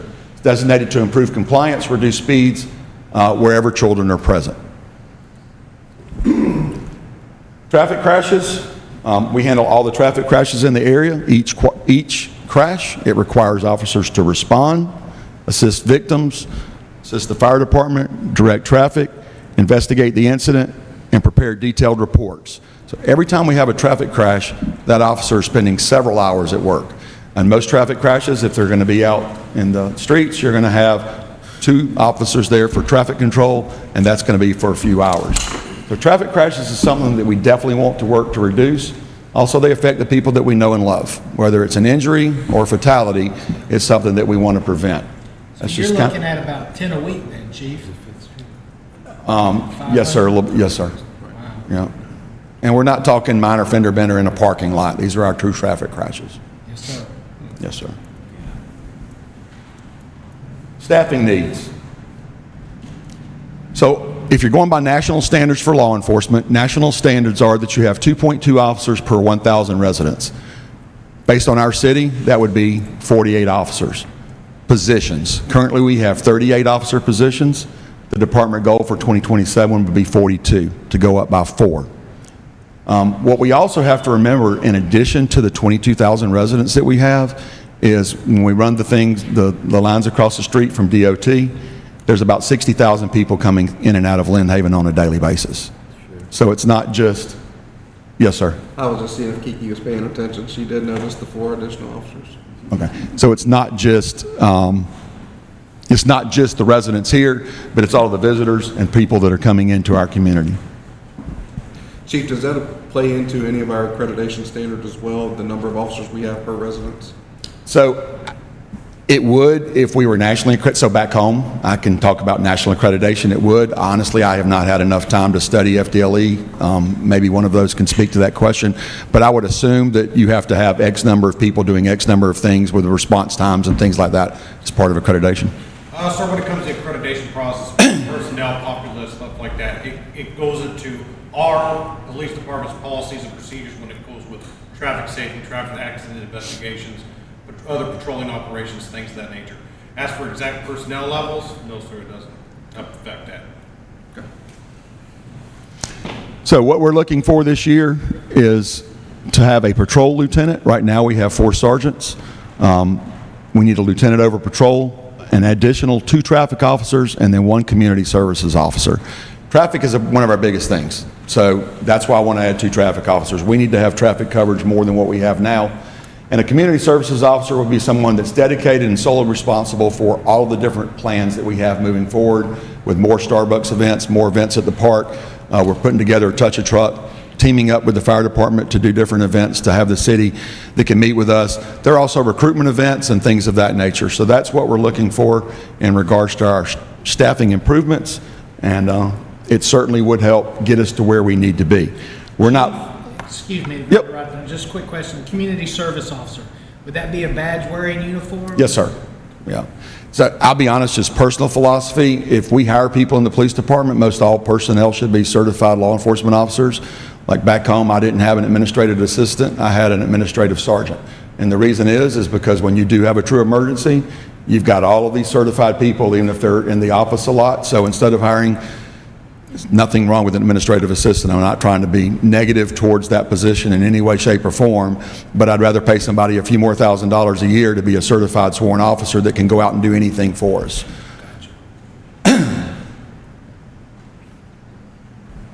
So our police budget trend. The police department budget should remain relatively stable over the past several years. However, operational demands continue to grow. Calls for service continue to grow, and as you've seen, we have plenty of crashes within this community. At the same time, law enforcement equipment, uniforms, vehicles, technology, through the roof. What used to cost for a pair of pants from Blower, $60, is now $95. Everything's gone up about 25%. Remaining the same doesn't allow us to get to where we need to be. I've spoken with many of our personnel, and they have, and sometimes it was 1 uniform. You know, you're working 3 days in a row on a 12-hour shift, you've got to have 3 or 4 uniforms. You need to be able to switch them out constantly, and if something happens even during the day, you need to be able to switch your uniform out. Uniforms don't come as quickly as they used to, just like everything else. I'm still waiting on my uniforms. I've got one. I've got a few of these shirts, but it does take a while to get stuff, and prices I don't anticipate are going to be going down anytime in the near future. If anything, they're going to continue to rise. We have to rise to the occasion and move up with it. Some of those years for 24 and 25, it appears that capital improvements or vehicles pretty much helped us get, go a little bit higher in the budget. But the bottom line is we're pretty much staying where we were, and it's time that we make, at least from my point of view, public safety, policing, one of the top priorities. Public safety together, whether it's fire, whether it's law enforcement, it's one of your most visible. The police officers are always out in the field. And then furthermore, we're also one of your most risk management potential issues. So investing in your police helps solve what could become a risk management issue in the future. Police budget context, just to put it in perspective. In previous years, LHPD received as much as 12% of the budget 4 years ago. Our current share of the budget for the LHPD is 7%. In comparison, Panama City is 14%, Springfield's 14%, Panama City Beach is 31%. The sheriff's office is 53% of the county budget, and the typical national range is 20 to 40%. The requested share for this year is 9%. Now, it's not really about the percentage of the budget. The budget might go up in a lot of other areas, but this does help put it in perspective as to where the police department is at this time and where we need to be to get us to where what I've heard from each of you that you want your police department to be, which is one of the best in the state. And that's our goal. So when you say share, what do you mean by that? Share the budget? Yes, sir. So basically our entire budget, or is it just general fund? I don't know. So 7% of the general fund? Is that what that means? I'm not sure where he's getting those numbers. General fund. Okay. I know for sure Panama City's number is the general fund. Okay. They don't include the enterprise fund in that. So Okay. the general fund budget is $25 million. $5 million of it is for the police department. Okay. Recruitment, retention, and community policing. We have to have competitive salaries, experienced officers. Community policing is extremely important. A lot of the problems that we have here that we've been able to study over the last few years, we've gone through 45 officers in just a few years that we've lost at this agency. We get these officers, they're here for a year or two, they don't get to know the people, they don't get to know the businesses, compared to the officers that you see sitting behind you that have been here many years. They know the people, they know what to do, they know that when the alarm goes off at the Home Depot or whatever, it's probably false because the train's coming through at that time. All those kind of little things that they know. They know the different people that are in the community that potentially are causing problems. So when you do have the bicycle that's stolen or the burglary that just occurred, and that's what you want. You want long-term relationships within your community along with your police officers so that we can make sure that we have the best type of community policing possible. Salary comparison. It's pretty straightforward. Lynn Haven right now, if you were to come to us, you start off at $46,000. Once you graduate the academy and once you are certified, you go to $51,500. And we just recently, with the help of everyone in this room, from Kiki to the city manager and city assistant manager, got us up to the $51,500. Previously to that, it was the $46,000. So right now it's $46,000 to start, $51,500 once they become fully certified. Panama City is $51,500 to start, $54,000 once you're out there working. Panama City Beach is $56,500. Bay County Sheriff's Office is between $58,000 and $60,000 with a $5,000 bonus. And that's in addition to the state bonus of $5,000. And the Florida Highway Patrol is $60,000. I took the four that we're losing the most to, which is Panama City Beach, Bay County Sheriff's Office, Florida Highway Patrol, divided that by 4, and came up with a recruitment salary of $53,000 with a certified officer starting at $57,000. Yes, sir. Chief, I just wanted to call attention to the rest of the room here, particularly my commission brothers. Panama City Beach, notice how they're the highest at the local municipal level. They redid their pay grades last year. They did a study. They basically were trying to improve their retention and recruitability, and so they bumped theirs up. And there's been a significant draw from other municipalities to the beach because of that. You'd think, well, $5,000 a year. Well, it's significant. So in terms of recruiting and retention, that's what we're up against. So we've got to do this pay grade study for sure. But we got to take a really, really hard look at that. That's the driving factor in a lot of cases, causing us to lose good police officers. Yes, sir, absolutely. In 2018, Lynn Haven was fully staffed, and they were one of the highest paid agencies around, but we've not kept pace with recent salaries. All other agencies in our area have increased their salaries, and they've taken some of our great personnel away from us. I've interviewed all of our employees in law enforcement and the majority of our few others, and they said, we've lost some great sergeants, we've lost some great leaders in this agency simply because of salaries. Because let's just be real. It's not going to be easy for a sergeant or a lieutenant to leave, but you still want to make sure they're paid properly. But all those people over there at the police academy that are going through and they're deciding where they're going to go, 50 cents an hour will make the difference. It just is what it is. People are looking for proper salaries. So when you've got a flyer up that says 46,000 and right next to it there's a flyer that says 57,000, you don't have a chance. They're not coming to us. We have some really good officers, so this next comment isn't meant towards anybody that we currently have, but we have to understand we don't want to be the person or the department that is just hiring people because they're the leftovers. We don't want to be hiring people that have been fired from other places. That is a huge risk management. You can either pay up front or you can pay the $3 million when they go out there and do something extremely wrong, because that's just how it is nowadays. The other thing is Chief Ingfinger, myself, and Captain Blaylock have been going through. When we put the newer salary up on the board, we received a lot of input. It was pretty great. We were excited. We received about 15 applicants within about a week. So far, after background checks, we've allowed 2 to move forward. That's the way it is in policing right this minute. You don't have many good choices coming to you. People don't want to be police officers. Those salaries are comparable to a frontline supervisor at McDonald's here in Panama City. And that's what we have to think of. A frontline supervisor at McDonald's, or put on a gun and badge and go work a 12-hour shift. By the way, those frontline supervisors at McDonald's, they work 40 hours a week. Our guys work 42 to 43, depending on. So an average employee who's a 40-hour week employee is a 2080 employee. Ours are 2184. That means they work 2.5 weeks a year more to get the same salary that somebody else does as a 40-week employee. Because law enforcement officers come under a 171 rule, they can work up to 171 hours per 28 days, and they don't have to get any overtime. We don't pay them overtime for that. I know the fire department is exclusive. They have their own rules as well, where they're kind of the same thing. But we don't want to be the training ground. I know we're currently participating in a salary study. I know that's going to be 6 months. We certainly greatly appreciate where we've come to so far with some basic salaries. It did, and we talked about it beforehand, it did create a little bit of, I had to do a lot of explaining to the people that currently work for us that are up here at different ranks that didn't get raises. But as I said, these weren't raises. These were an immediate salary fix for our frontline people that were coming in with a wage that they couldn't even afford to live at. So that's why we, agreed that for right now, we're going to get it bumped to 51.5, which we're very thankful for, and then proceed forward with the salary study. Fleet modernization. Currently, we have 6 vehicles that are over 10 years old. We have 18 vehicles over 6 years old.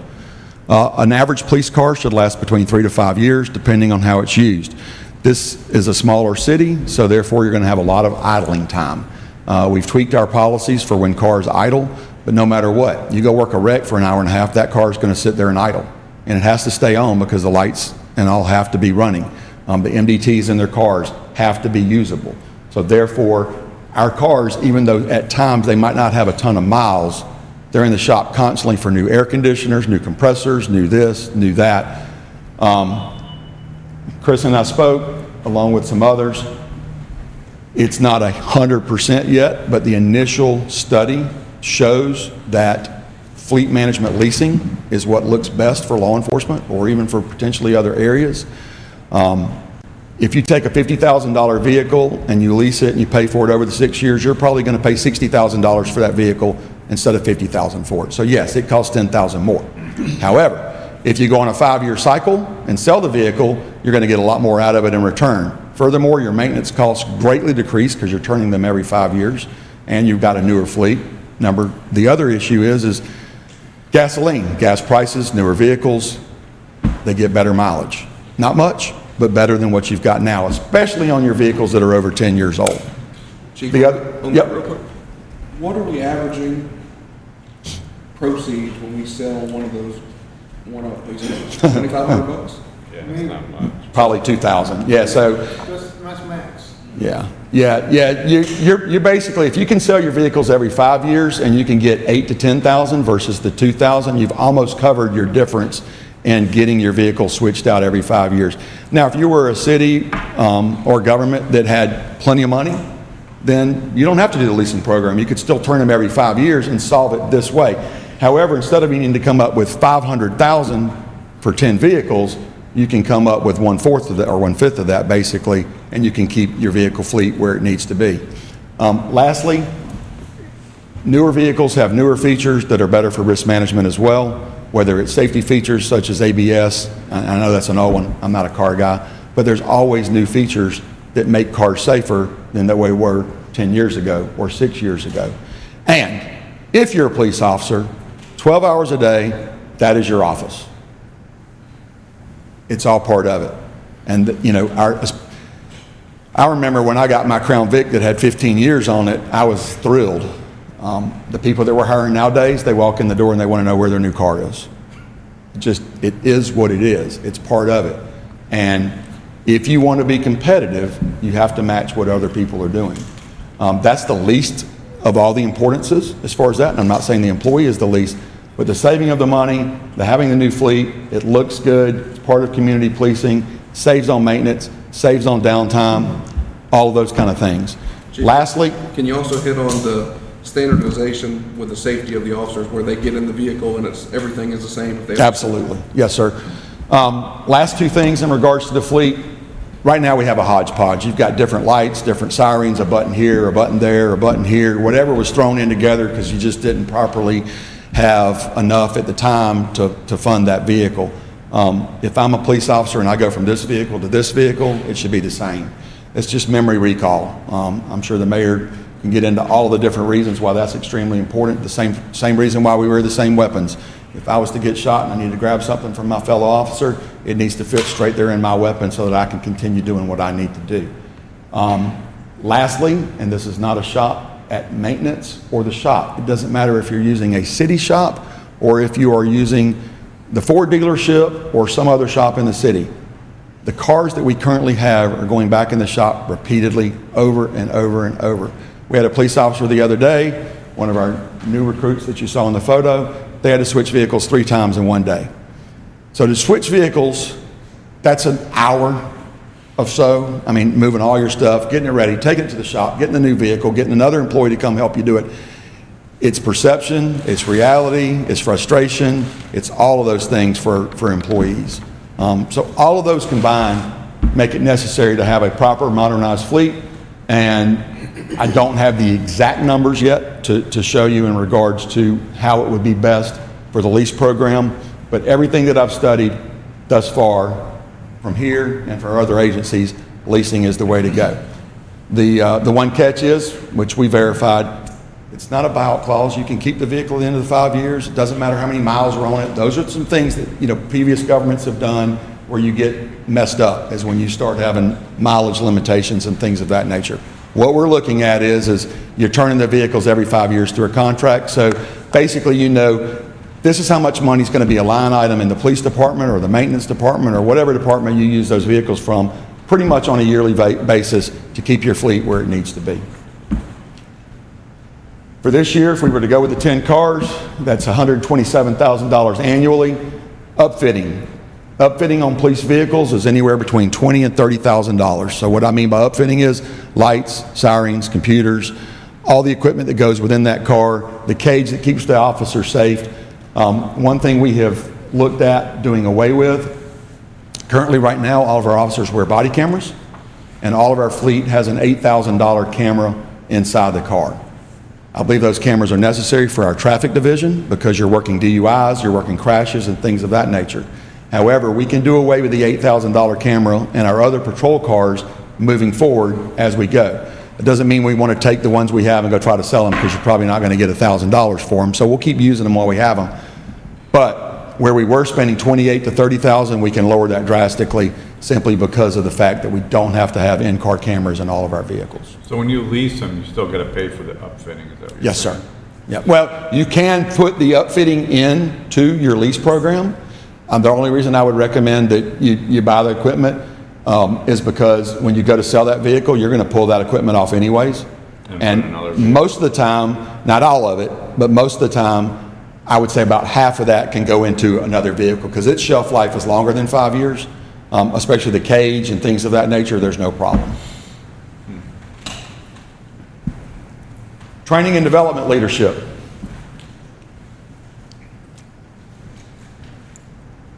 Training is one of the most important investments a police department can currently have. The state of Florida requires 40 hours every 4 years. That's 10 hours a year. I'll be honest, that's laughable. A police officer nowadays probably needs 100 hours of training a year as a minimum. Our goal now is 40 hours of training a year. We don't only need law enforcement training, but we need supervisor training. Right now, at our police department, if I was to say, okay, Mayor, you've done a great job as an officer, you're a corporal, here's the keys to your corporal car, and here's your stripes. No training, no program, no nothing. Same as a sergeant. You get promoted to sergeant, you're over all these people. We don't have that training program built in. And I'm not saying they don't get any training, but there's no training program. And we need a full program where they understand leadership, they understand risk management, they understand physical responsibility, financial responsibility, the bigger picture, and they understand the burden of command. Burden of command is easier in a large department because sometimes you're dealing with numbers and you don't know the people that well. But when you're in an agency that's 50 or less, everybody knows everybody and they're friends. And when you get that rank, you've got to understand the burden of command. You don't tell your friend what they want to hear, you tell your friend what they need to hear. And you hold people accountable. You just have to. It's in the best interest of the entire department, it's in the best interest of your shift, in the best interest of the city. So a lot of training and leadership development is what we're going to be doing going forward. We're going to make sure that everybody understands community-oriented policing, how to speak to our citizens at every single occasion. And then another big one, what a lot of people have come forward about, and we do have plenty of veterans here, and that's crisis response and mental health training. We have very little training that comes from the academy with that. We need to make sure that when we respond to those situations that we are de-escalating, not escalating. You might have seen on our Facebook post yesterday, one of our dispatchers did a great job. She stayed on the phone with somebody for almost 2 hours, but clearly it was over an hour, and talked them through a situation that they were going through. And he was very appreciative. Even since I've been here, we've dealt with plenty of mental health issues. We need to make sure that we have the crisis response within all of our people and that we do that. Now, here's the catch about training. Not only do you need money in your training budget, but it also increases what you need in your regular budget. Reason being, I've either got one of two choices. I pull them off of road patrol and off of their regular duties to go to training while they're at work, or we train with overtime because you don't have enough manpower to always be pulling people off the streets. The approach that we took was almost half and half. So it's not always pulling off the road, but it's not going and asking for everything to be under overtime. But all of those things are extremely important. And unfortunately, it's a never-ending situation. You've got to make sure that you're continuing to train if you want to be the best. Chief, and just to foot stomp that fourth bullet down there, crisis response and mental health training, real quickly, talk about what your top demands are on you and your officers right now. In terms of top demands of training or critical response training? Well, it all goes hand in hand, but the calls that you're getting, the top two responses y'all are responding to, one of the two is domestic violence, right? Yes, our top calls are traffic and domestic violence. So there's no question. That goes and hand domestic in violence is certainly with critical response and mental health training, because lots of those times they are having mental health issues, and even if they're not, you still need to be a critical incident trainer, and you need to understand de-escalation, you need to understand negotiation, you need to understand all the things. Look, we're not walking into, I mean, when I started policing, it was, I told you to do this and I told you to do that. Those days are long gone. You know, or you walk into the domestic situation, well, it looks like you hit him, you're going to jail, have a nice day, there's no conversation. Those days are long gone. So we've got to be prepared to do things. Police officers nowadays, they are counselors, they are peer counselors, they are teachers, they are mentors, they are law enforcement officers, they're all these different things. And what you really want and what the public is asking for and what most people demand in their police agency is extremely tough. You've got the type A personality that's the SWAT cop over here. You got the school police officer who loves to hand out ice cream and deal with kids. But look what happened in Florida. That school officer who everybody loved stood outside the building when a shooting occurred and he didn't even want to go in. You've got to have the guy that can hand out ice cream and be handing it right over here to Justin, spot and see the threat, draw the weapon and take out the threat. That's very tough, but it's possible with proper training and constant training and constantly moving forward and getting them prepared for what they're going to have to do in life. My late grandmother used to say you can't put a head on you can't put an old head on young shoulders. So you and I could walk in with, 45, 50, 60 years of life experience and handle a situation a lot differently than a 21, 22, 23, 25-year-old young police officer, rookie cop would, right? That's why that training is so desperately important. to protect our officers and protect our public. Not to mention the fact that we have 19-year-old police officers. You know, and I've had it kicked back before. Well, I mean, what's the difference in being a 19-year-old police officer and being a 19-year-old in the military? No disrespect to the military. I believe the military does a great job, but it's completely different. There's nothing compared to what you're doing as a police officer in the United States, walking into somebody's home to help them versus the assignments that our military are dealing with. So yes, training is paramount. Leadership development as well. You know, my goal is if somebody wants to be a police chief, if somebody wants to be a captain, if somebody wants to leave our agency and go somewhere, let's get them trained up to where they need to be. Not that we're trying to get rid of them, that's not the goal, but you don't just not train people because you're afraid you might lose them. People, you show that you care, but you're also getting the best out of your agency, and your other people are going to want to be trained and become the best that they can be as well. Thank you for that. Yes, sir. Technology and equipment. We're not asking for any additional money for technology and equipment this year, but we do just want to keep you up to date on where we are. We have to continue to pay for our body cameras. That lease expires next year, so we'll have to relook at that. Public records and redaction software, we need that. We can move some monies around and try to find it. It'll help us, but at some point in time, probably next year, I'll be coming back and saying there might be one more position that we need, and that is because our public records are going through the roof. Requests for what happened where, I want to see the body camera footage, I want to see this, I want to see that. I know it's happening in the city just in general, so it's certainly happening. Oh, there you are. I was like, I know it's happening in the city, but it's also happening with the police department. The catch is this: when somebody asks us for body camera footage for an hour worth of, I mean, that's a lot of work. That might take an employee 3 or 4 hours to go through it, do the redactions, get the children out, et cetera, et cetera, et cetera. Yes, we might charge for it, but again, we're not policing for profit. The police department does bring in profit. There's no question. We charge for a lot of the public records requests. When we write citations, we bring money back to the general fund. When we have our detectives that are out there working, something new to me completely, in Florida, we track all the hours and we bill. And the judge basically orders them to pay for the hours that the detectives had to spend. And I've seen check after check come across our desk, helping to pay for what our detectives are out there doing. So there is a money component to the police department where we do bring in funds, but that is not our goal. That is not something that we ever want to talk about. When we talk about going out there and solving traffic problems, we talk about stopping people and correcting behavior. I don't care if they write all warnings, I don't care if they write tickets, you know, that's just, it is what it is. Now, there's a difference. We get somebody for a DUI, they need to go to jail. But on regular stuff, we don't.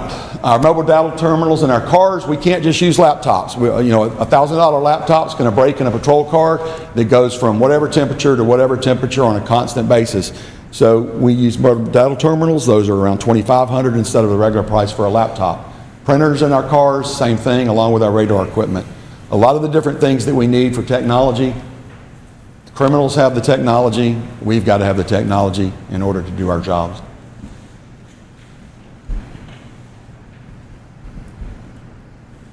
Cost of losing a new officer. So between what we pay them to go to academy, what we're paying them to go to field training officer school, what we're keeping them in out there, the majority of the stuff that they wear can be returned. Gun belt, radio, all that can come back in.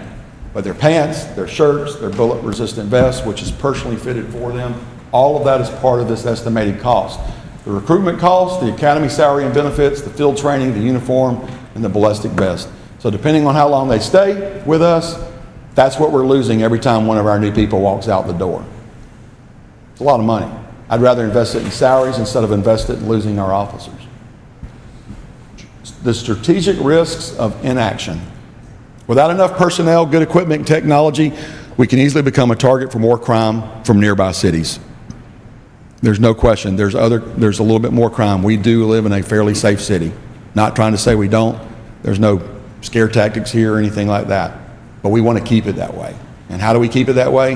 High visibility, making sure they're not in Lynn Haven. The less visible the police are and response times increase, proactive policing decreases, crime will increase in any city. It takes generally 3 to 6 months for the criminals to understand certain things, but it happens. There's no question about it. The next complaint besides they're speeding here, they're speeding there, they're speeding here, is, I don't see police officers in my neighborhood. I want to see the police in my neighborhoods. And we hear that repeatedly. We heard it at Heritage, and I did my best to explain why we aren't able to accomplish that to the best of our ability right now. But I'm hearing it constantly, no matter where I go and speak. So it's a strain on your personnel. It's a use of overtime. I loved overtime growing up. I think most of these guys in the audience that are police officers loved overtime. Our young deputies, our young police officers, they're not about overtime. They're about when do I get to get off and go home and enjoy my personal time, my life, and all of that kind of stuff. The last thing you ever want is required overtime. I've seen it happen time and time again. You start requiring overtime, your people are going to go somewhere else. Reduce proactive policing. Again, we need to stay out there doing the traffic stops, being visible, and making sure that we're taking care of business. Our aging equipment in our vehicles, greater recruitment challenges, and higher risk management exposure. And I've always said this, whether you're talking about a jail or whether you're talking about your police department or anything else in law enforcement. We are a pay me now or pay me later game. If we don't invest the proper amounts up front, you will pay it in risk management at some point in time. Strategic investment for 26-27. Personnel salary adjustments and positions, that's an estimate based on the suggestion. That's not coming directly from the salary study as of yet that's being done. $645,000. Training and overtime, $40,000. Training programs, professional development, $20,000. Expense for equipment, in addition to what we normally spend, $10,000, which most of that's going to be our redaction software. Vehicles and emergency equipment, $275,000. It's a total proposed budget increase of $990,000, which is a lot of money. I totally understand it. But again, it's pay me now or pay me later. It does raise us to a 9% stake in the budget. And while that's still below national levels and other levels, and even our history levels here, it does get us to where we need to be. It puts us on the path to be the police department that each of you and that the city stated that they wanted moving forward. Investing in Lynn Haven's future. Competitive personnel, a modern fleet, updated technology, very well-trained officers, and a strong community partnerships. We get there together, I can assure you, within, just like the fire chief has accomplished a lot in 7 months, within a year or so, you will have one of the best police departments in the state of Florida. And that's the goal, is to be one of the best and to make sure that our citizens are well taken care of, they appreciate what we do, and risk management is lowered dramatically. Be glad to answer any questions or talk on anything else if you'd like me to. No, it's a lot of great information, a lot of great metrics, so Yes, sir. That definitely helps us a lot when we start looking at the budget in the future, so appreciate it. I just want to double that up. All those numbers and metrics helps a lot. So thank you for doing that. Yes, sir, I appreciate it. One last thing, it wasn't in my presentation, but I will say that what the fire chief has done, if he gets the grant on that boat, I know we're going to have to come up with a little bit of money, but we've already spoken and he's offered that we could have some of our people go to training to become captains. There are situations where the police need to be in a boat as well. I know we talked about one just recently, there was a suicide. Do what? Oh, you don't have to be a captain.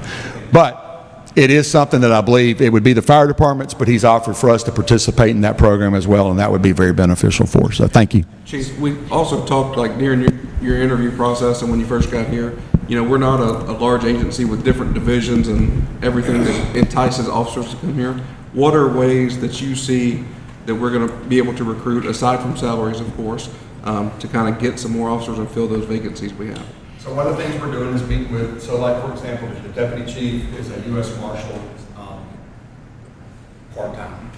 So he still goes full-time to the agency, but he can do part-time in that, and they reimburse the city for any expenses. Those are things that our officers would like to do. We're not going to have a crime suppression team. We're not going to have all of the different things that you can do out there. So those are important. Also, the fact that we are small, it is a family atmosphere. Those are, you know, my one-on-ones. That's one of the things that people like best about Lynn Haven is that it is small. It's a family atmosphere, and those do help. You've got to find the right officer for that, and that fit.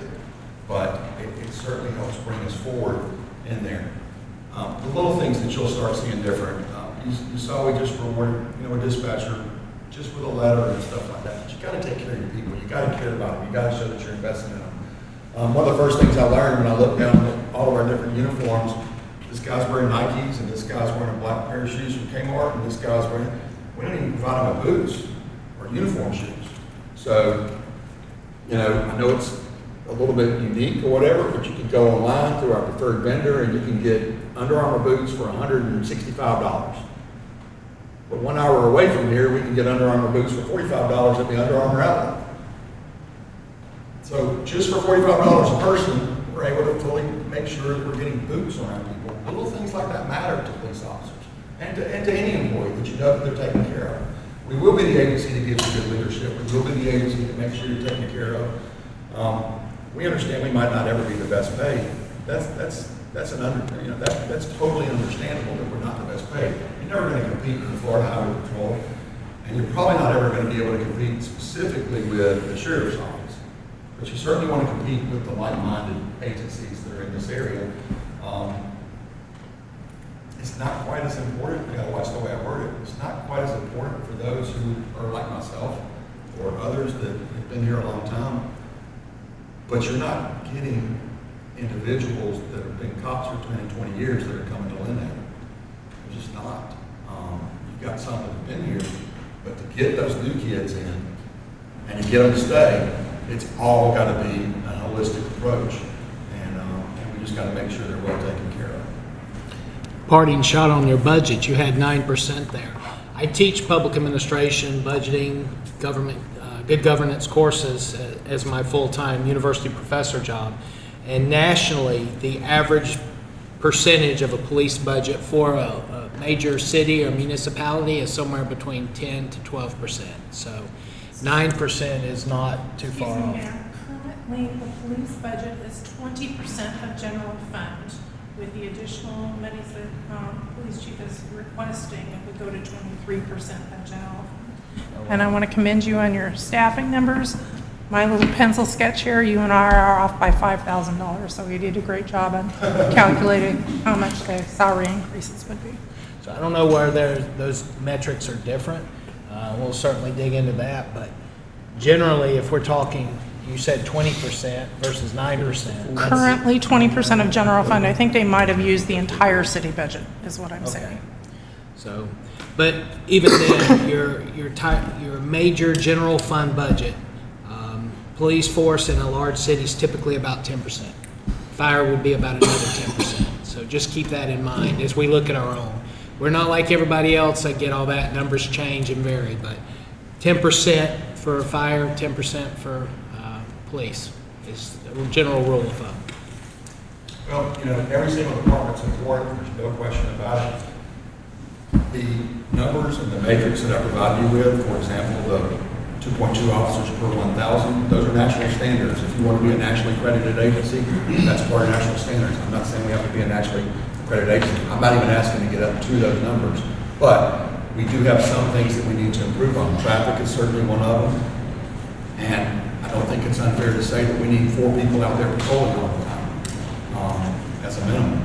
So that's where we're looking at. That kind of gets us to where we need to be. What's the advantage of being nationally accredited? So nationally accredited just brings up higher standards, same as being locally accredited for the state of Florida. It can help you with lawsuits. It can send experts in that, you know, can say they are meeting national standards, they are doing this, they are doing that, and you are following the highest level of standards. The other thing is it's not just your police chief telling you that. It's people that come in and inspect you every 3 to 6 months that are making sure you're actually doing it. You have to show reports. You have to show photos. And they don't tell you anything up front. They walk in, they ask for this, they ask for this, they ask for this. It would be no different than an auditor coming in and, you know, checking behind finance and what our city administration is doing. Do you know if that helps with grants or anything like that? It does help with federal grants. Federal grants. Thanks. Another thing I'd like to clear up, the budget for fiscal 26 for revenues drawn from the police department activities, $28,000. Yeah. That's not even one police officer. No, sir. Nope. Policing is not for profit. Understood. No, but y'all did good work. You say you make like $8 a ticket or something less than that. And you don't want police officers policing for profit. That's the last thing you want is them going out and trying to get tickets and generate revenue. You don't want to be that agency. Ever. Good brief, Chief. All right, thank you all very much. Thank you. This is the one I'm looking for. Chief, that was definitely informative. Let's lower expectations. I'm going to say that right up front. I streamlined mine down to basically begging. Community services. Community services encompasses 4 different cost centers. The animal shelter and animal control, the Bayou Park and Preserve, parks and grounds, and most recently, marketing and communication. So what I'd like to do is go ahead and start with animal shelter first. Right now, what I'm going to ask for in the coming year is an administrative position, and I think the reason this is important is to work in that environment, it's almost like a teacher. It has to be a calling to work with animals, and that provides, man, an emotional stress that I think a lot of us don't understand. You're bringing in animals that have been abandoned. You're bringing in animals that have been hurt. You're nursing these animals back to care, and then nobody wants to adopt them. And over time, there's euthanasia that's involved occasionally. So it's a stressful, on an emotional level, it's a stressful situation that I think our staff, we occasionally see those peaks and valleys where they get stressed out. On top of that, if you've ever spent any time at the shelter, you can't sit there for 2 minutes and have a conversation without the telephone ringing, somebody coming in to see an animal, or having to take another volunteer and switch out another animal. It's a stressful environment for those folks, especially emotionally. And right now, Kiki can tell you once a month, twice a month, where are deposits? And when we ask, they're like, we just haven't had time to do them. And I think having an administrative staff will lessen that stress and in the long term provide more emotional stability for their well-being. Even though we have an older truck, we could almost bypass replacing that truck in the coming year if we can use that funding to help provide an administrative position. Hey, Ty, before you go, I just want to let you know I very much appreciate what y'all do here. I spend my own time. I have a house full of rescued animals, one-eared and damaged and PTSD type animals that I nurse back to health. I support and volunteer with 2 different animal rescues. Y'all are truly doing amazing work. I can't say enough about the 3 people that you have out there, Courtney and the guys. They do phenomenal work. Y'all really do a special, unique, just like Justin and his team do, special, incredibly niche, meaningful work across the community. Y'all are the same way.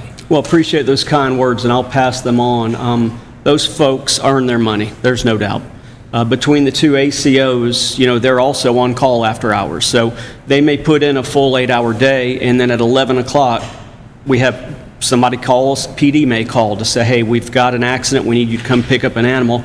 And it's not uncommon for 3 hours later at 4 a.m., a second call comes in where it'll take both officers to get out there and handle the situation. So it's near and dear to my heart, and I just wanted to publicly say thank you. Your team does an amazing job. I will definitely pass that along. So moving on to the Bayou Park and Preserve, it opened in 21, and so we're just about reaching the 5-year mark on this. The grant is a 10-year grant, so the first 3 to 4 years, things look pretty good out there. We're starting to see the wear and tear accumulate, and that's requiring additional work. So I'm asking for another staff member out there, and I'd prefer to have a crew leader.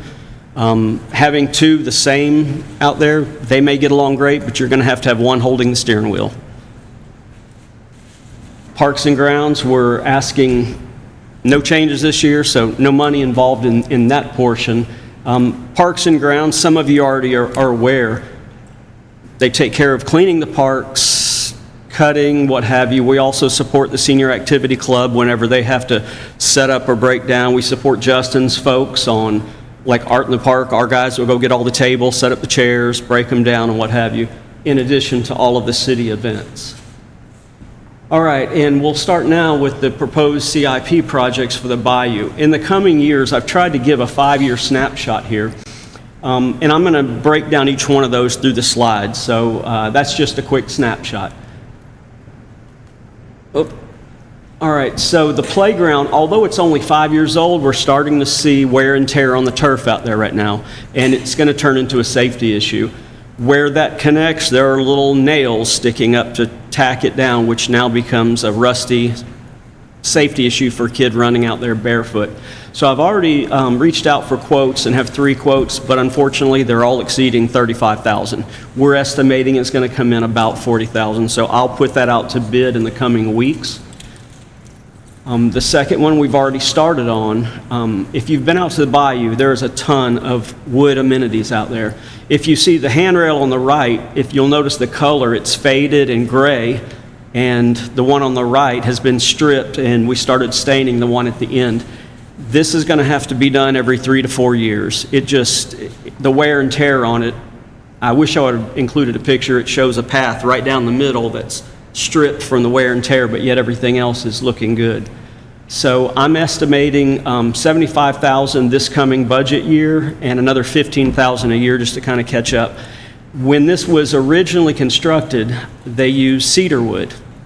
Well, cedar absorbs moisture just that fast, and you'll notice there's a lot of stuff over water, and we've had to replace multiple boards, and a lot of times we don't even realize it until we get a call that says, hey, I just stepped on a board and it cracked. So this has been an ongoing process. Now, part of the reason I need another individual out there is I'd like to hire a carpenter. That would help us with the crew leader position and replacing much of this stuff without having to depend on our facilities maintenance staff to come out and help us with this.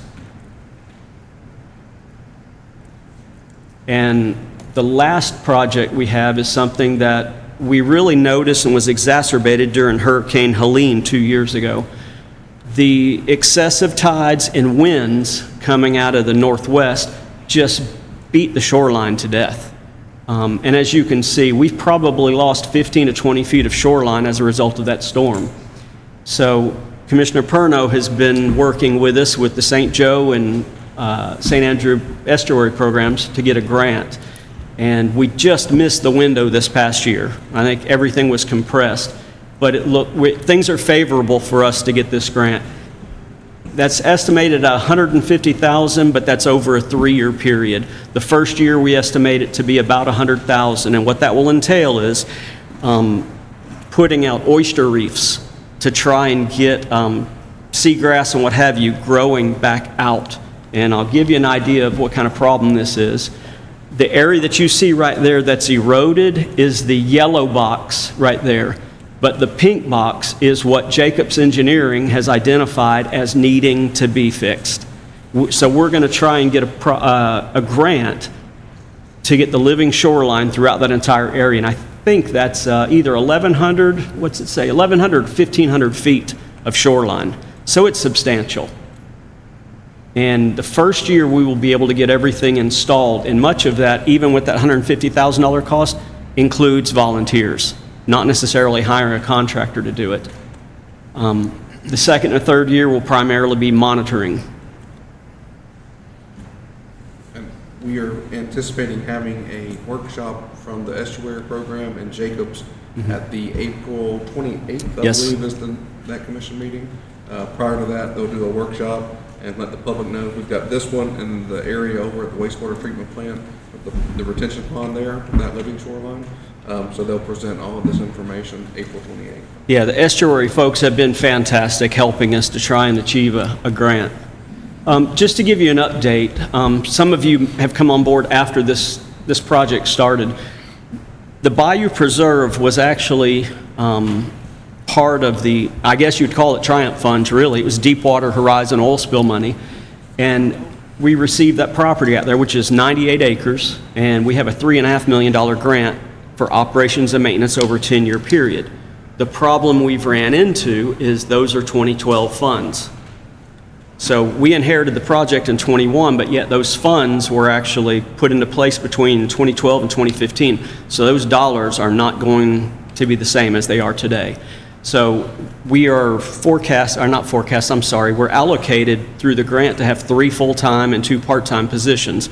We have really kept it down to 1 or 2 people for the last 5 years to try and make those dollars stretch. And as you can see, we're currently at the 4-year, 9-month mark, so almost halfway, and we've spent 51% of the funds. And a large portion of that was initially to get started, for the vehicle, for the tractor, for some of the equipment we needed to maintain out there. And next, I'm going to move on to the Parks and Grounds projects, unless there was any questions on the Bayou. All right, again, this is a snapshot over the next 5 years, and I will in turn go through each slide here in just a moment. If you've ever been out to Sheffield Park following a rain, you'll notice it holds a lot of water. When that playground was initially installed, I'm not sure why, it was prior to my being with the city, the rubber safety surfacing was only done through half of it. So the rest of it has mulch and it holds water after every event. And it's 2 things happen. After every event, kids can't go out there and play. And if it's a heavy rain event, all that mulch travels with the water, and then we've got to go out and clean it up. Now what we're encountering now is much of that, it's called poured in place PIP. It's that rubber surfacing is starting to deteriorate with the wear and tear, and we're starting to have to patch it. And the more you patch it, the more often you have to patch it. So we have 2 choices. We can replace the whole thing. Now that $65,000 estimate is to replace all of that area with new PIP, and we may be able to come in cheaper with artificial turf. And that seems to be the trend in parks now, is getting away from PIP and going with an artificial turf. It's a little easier to patch. Another thing on the list this year, being that we just completed the Kane Griffin renovation on the playground, you have a splash pad, a brand new playground, clean restrooms, more than ample parking. That's going to turn into a destination park very quickly, and we only have 1 pavilion out there. So on a Saturday or even in the summer, the splash pad is nonstop. Everyone's eating under the little concession stand awning.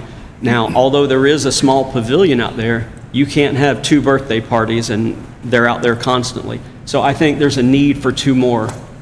We will pour the slabs in-house, and the $45,000 should be enough to cover the 2 pavilions plus picnic tables.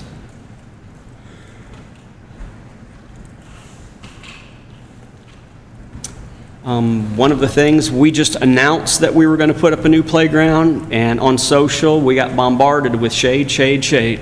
It hadn't even started yet and people were screaming about shade. When we demoed the existing playground, we tried to salvage as many of the existing poles for the sunshade units, so I think we can save a little bit of money. That would have normally ran us around $45,000 for that location.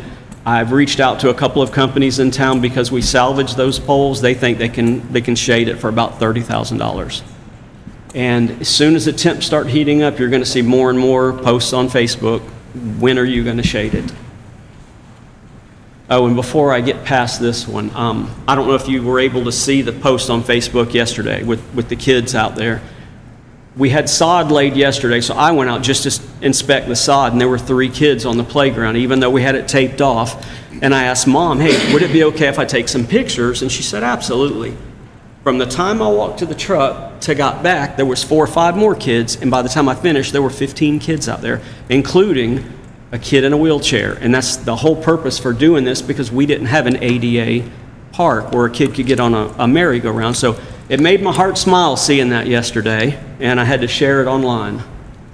So Ben, thank you for the CRA funding that, and it shows that CRA money can be spent a lot of places that do a lot of good for our community. The last time we talked about this, the roof started leaking, so let's hope that we're beyond that now. Yeah, that elephant in the room was, what are we going to do with the splash pad out at Kensall Park?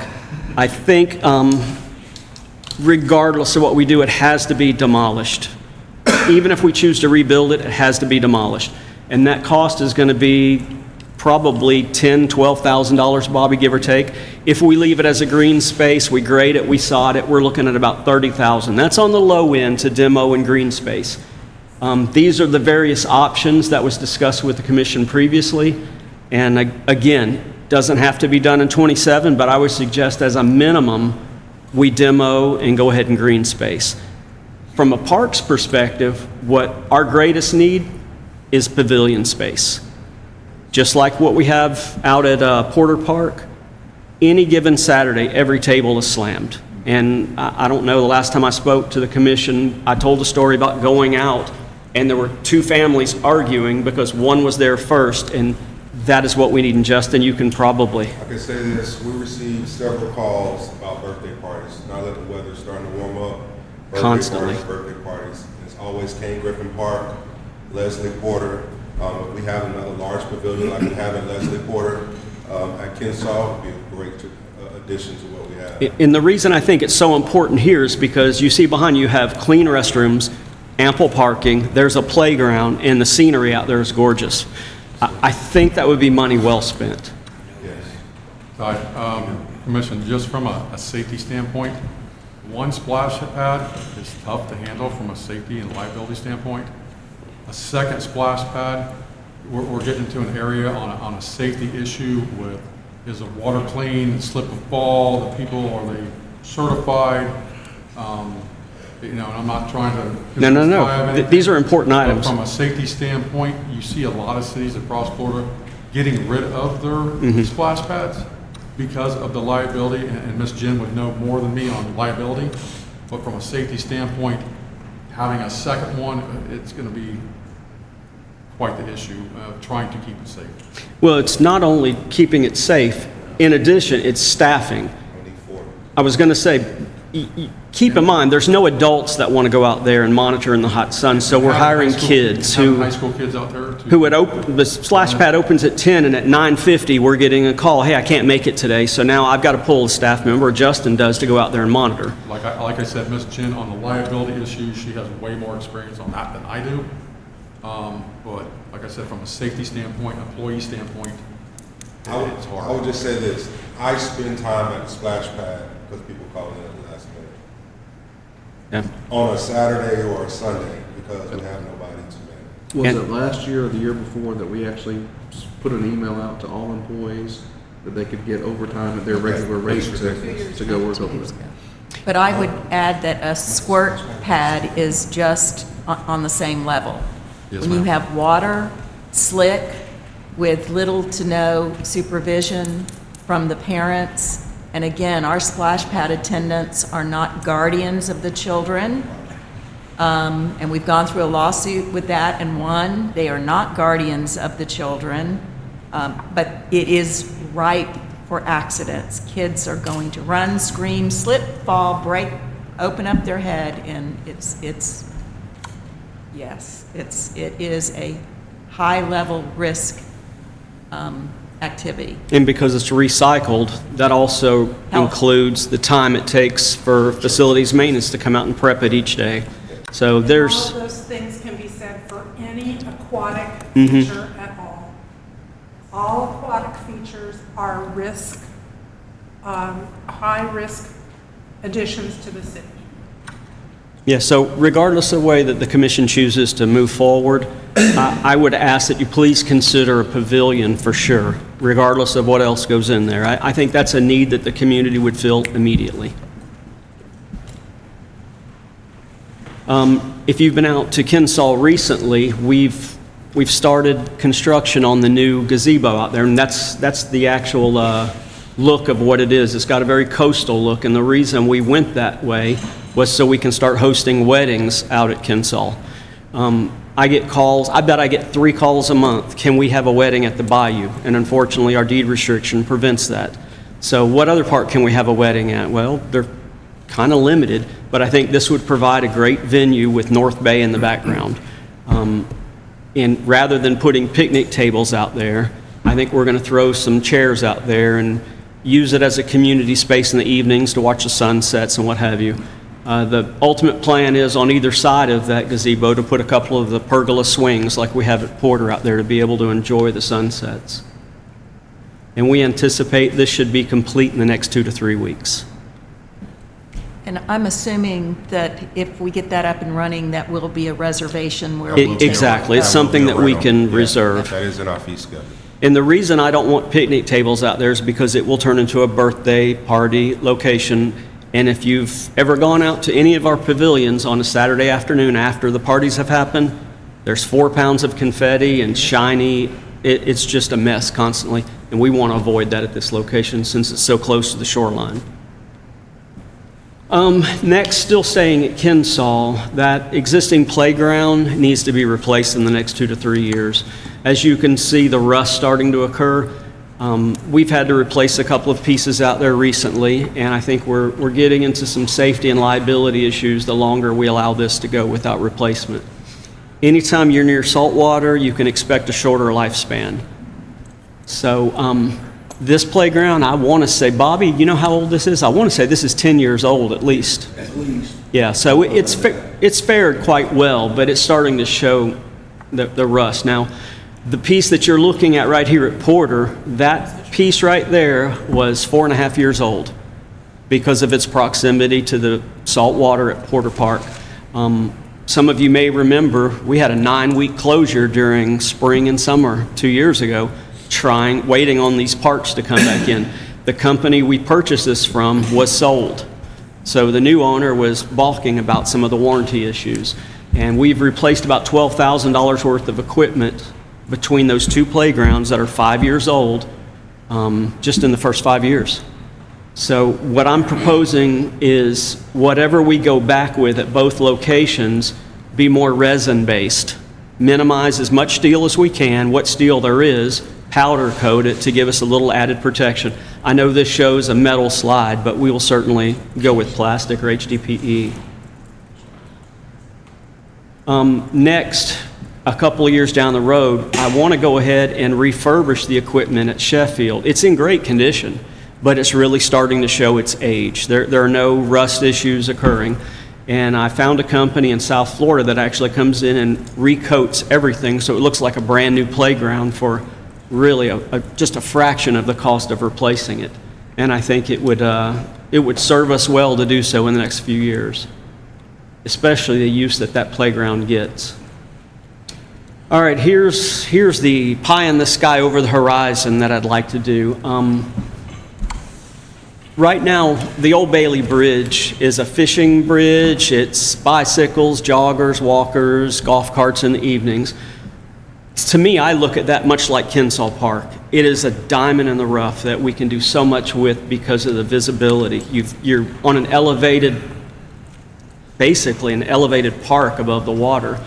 What I want to do is create a completely unique amenity that's a one-of-a-kind destination. So my thought process is to take half of the bridge that's closest to the newer Bailey Bridge, and landscape it, which will still leave plenty of room for golf carts, bicycles. It won't change anything, but I want to put in concrete planters. We already have a 6-inch water line going across there. We have water. All we need to do is irrigate it, throw in some soil, some plants, and when we reached out to DOT, they were like, holy cow, that's the only bridge in Florida that would be like that. That's a destination. That's a one-of-a-kind in Florida. I think we would have to do it in phases, and the way I've got it set up, I think if we started with $200,000, we could do it in at least 3 phases minimum, probably more. Now, in order to utilize CRA money, Ben and I have talked over the last 3 or 4 years about this. If we can rework the turnaround nearest the bridge to make the bridge and the park contiguous, we can utilize CRA funds for that. Basically, rework the turnaround, and it'll take some design issue work on it. We already have a pretty good idea of what we want to do. But the first phase could be going that route, and suddenly we can get grants and sponsorships for some of the rest of it. But it will be partially funded. We're going to have to fund some of it. So what's the one? The insurance? Yeah. I'm going to let Chris talk about that one. Relocating the water lines? So nowadays, you don't put a water line or force main on a bridge. It's DOT won't allow that any longer. It's all got to be bored. If the decision is made to go to Bay County for the sewage treatment plant, we will have to have a bore under the Bailey Bridge there.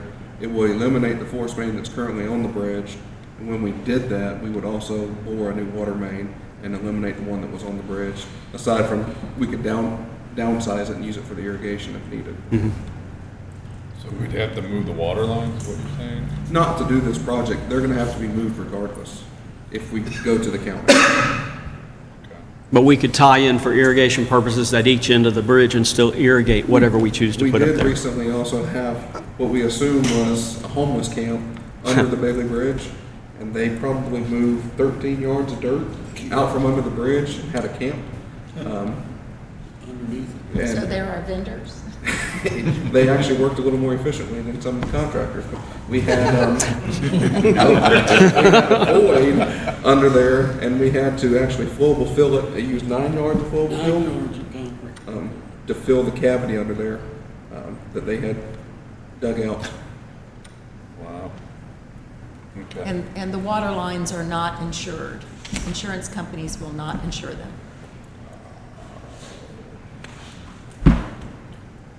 Okay. If you ever want to, if you don't believe how limber Bobby is, Bobby got up in that cavity, so. Did you really? He did, he crawled up. And it was right below this water sewer line. Good. So there was just one piece of concrete holding this whole line up. It was about to collapse. Dang. It actually dropped about an inch and a half. Both lines. So maybe not our next one.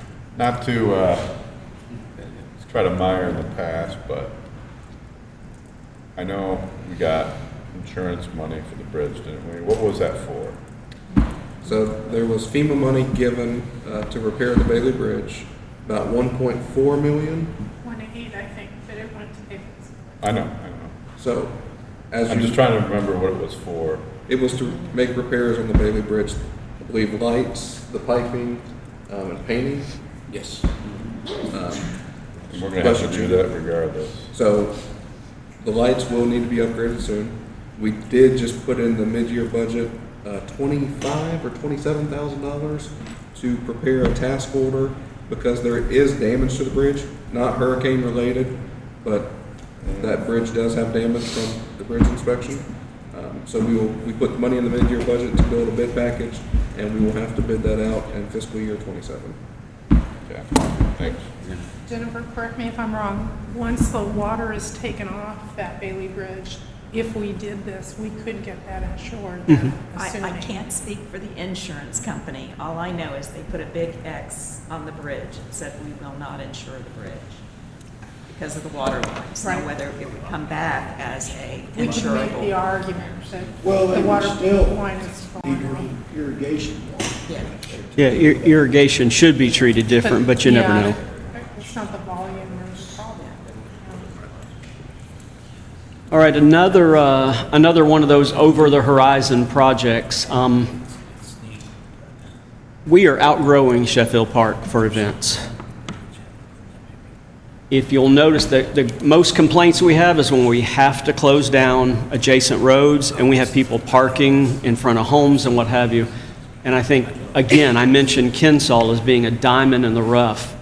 It's a larger space, more scenic. We have overflow parking just 2 blocks away, and there's no reason we shouldn't have something like this, our next signature park.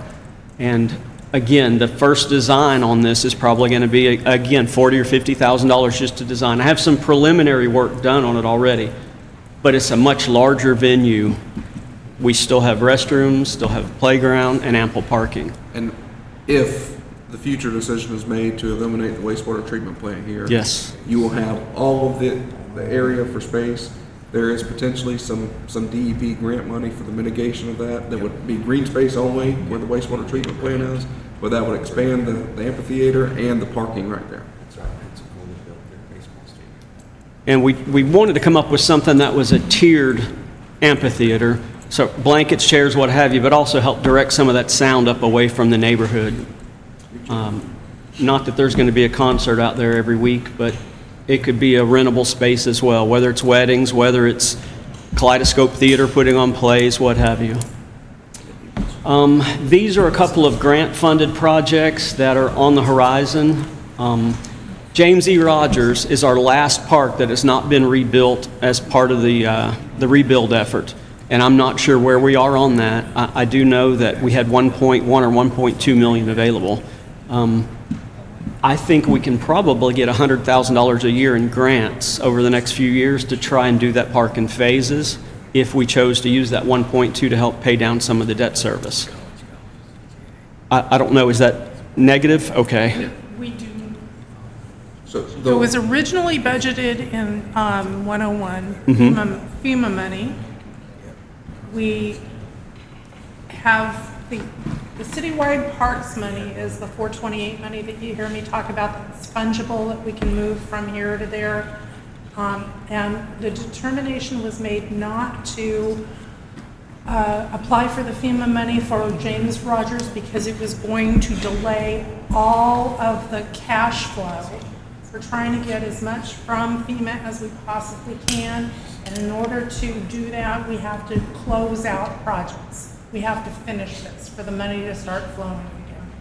And it's kind of, I know it's confusing, but one way or another, whatever you do at James Rogers is going to end up coming out of general fund because the FEMA money is spoken. So we're not gonna get that money is what we're saying for James Rogers? we will get it, we can get it, but we're already negative $18 million. So it's gonna go into a fund that we're gonna have to spend 1.2 million out of pocket that we're already negative in. So it's not like we're getting $1.2 million in hand to build it. There is no more FEMA money for anything. And I think we have a strong case for obtaining a grant because it hasn't been rebuilt and it's not serving that neighborhood. That's why I think if we can get a couple of grants over the next 3 years and build this park in phases, I think that's a better option. So are we at a standstill right now at James Rogers Park? Yes. You all approved what design that you wanted to go with back in August. So that is designed and ready to go. We just need to figure out how to fund the construction of that.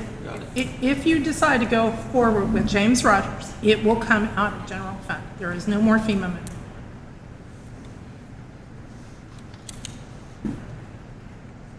Okay, one of the other ones that we're looking at right now is trying to get some irrigation and trees on the rail trail.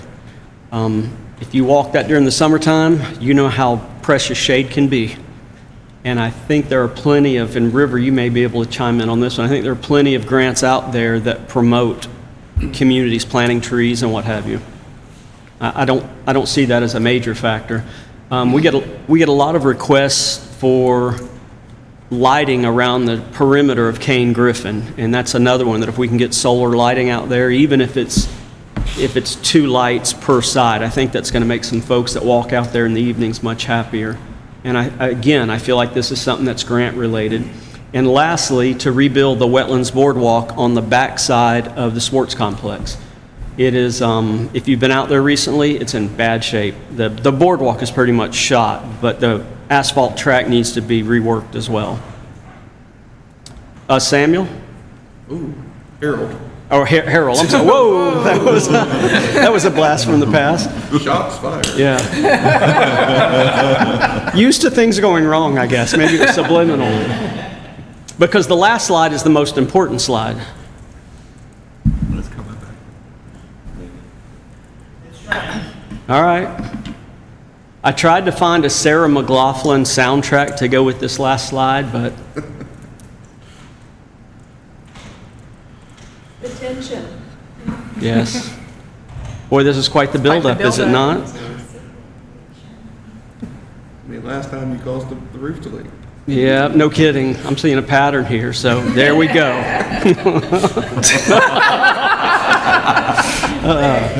So, yes, whatever works.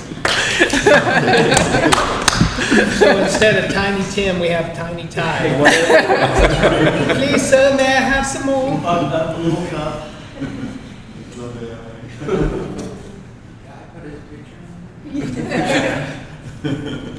So the real question is it working? Maybe you should sit outside the commission meetings. Just sit in the front row of that. When did he go to Any questions for parks or anything? Or any suggestions, things that, maybe a different vision, or? No, I mean, I thought he described it really well. I mean, Are you lost? I think Kinsaw is kind of I think a lot of it's probably going to be experimental as far as what's going to work, what's not going to work, and I think we need to kind of start small and working towards like the amphitheater thing, you know.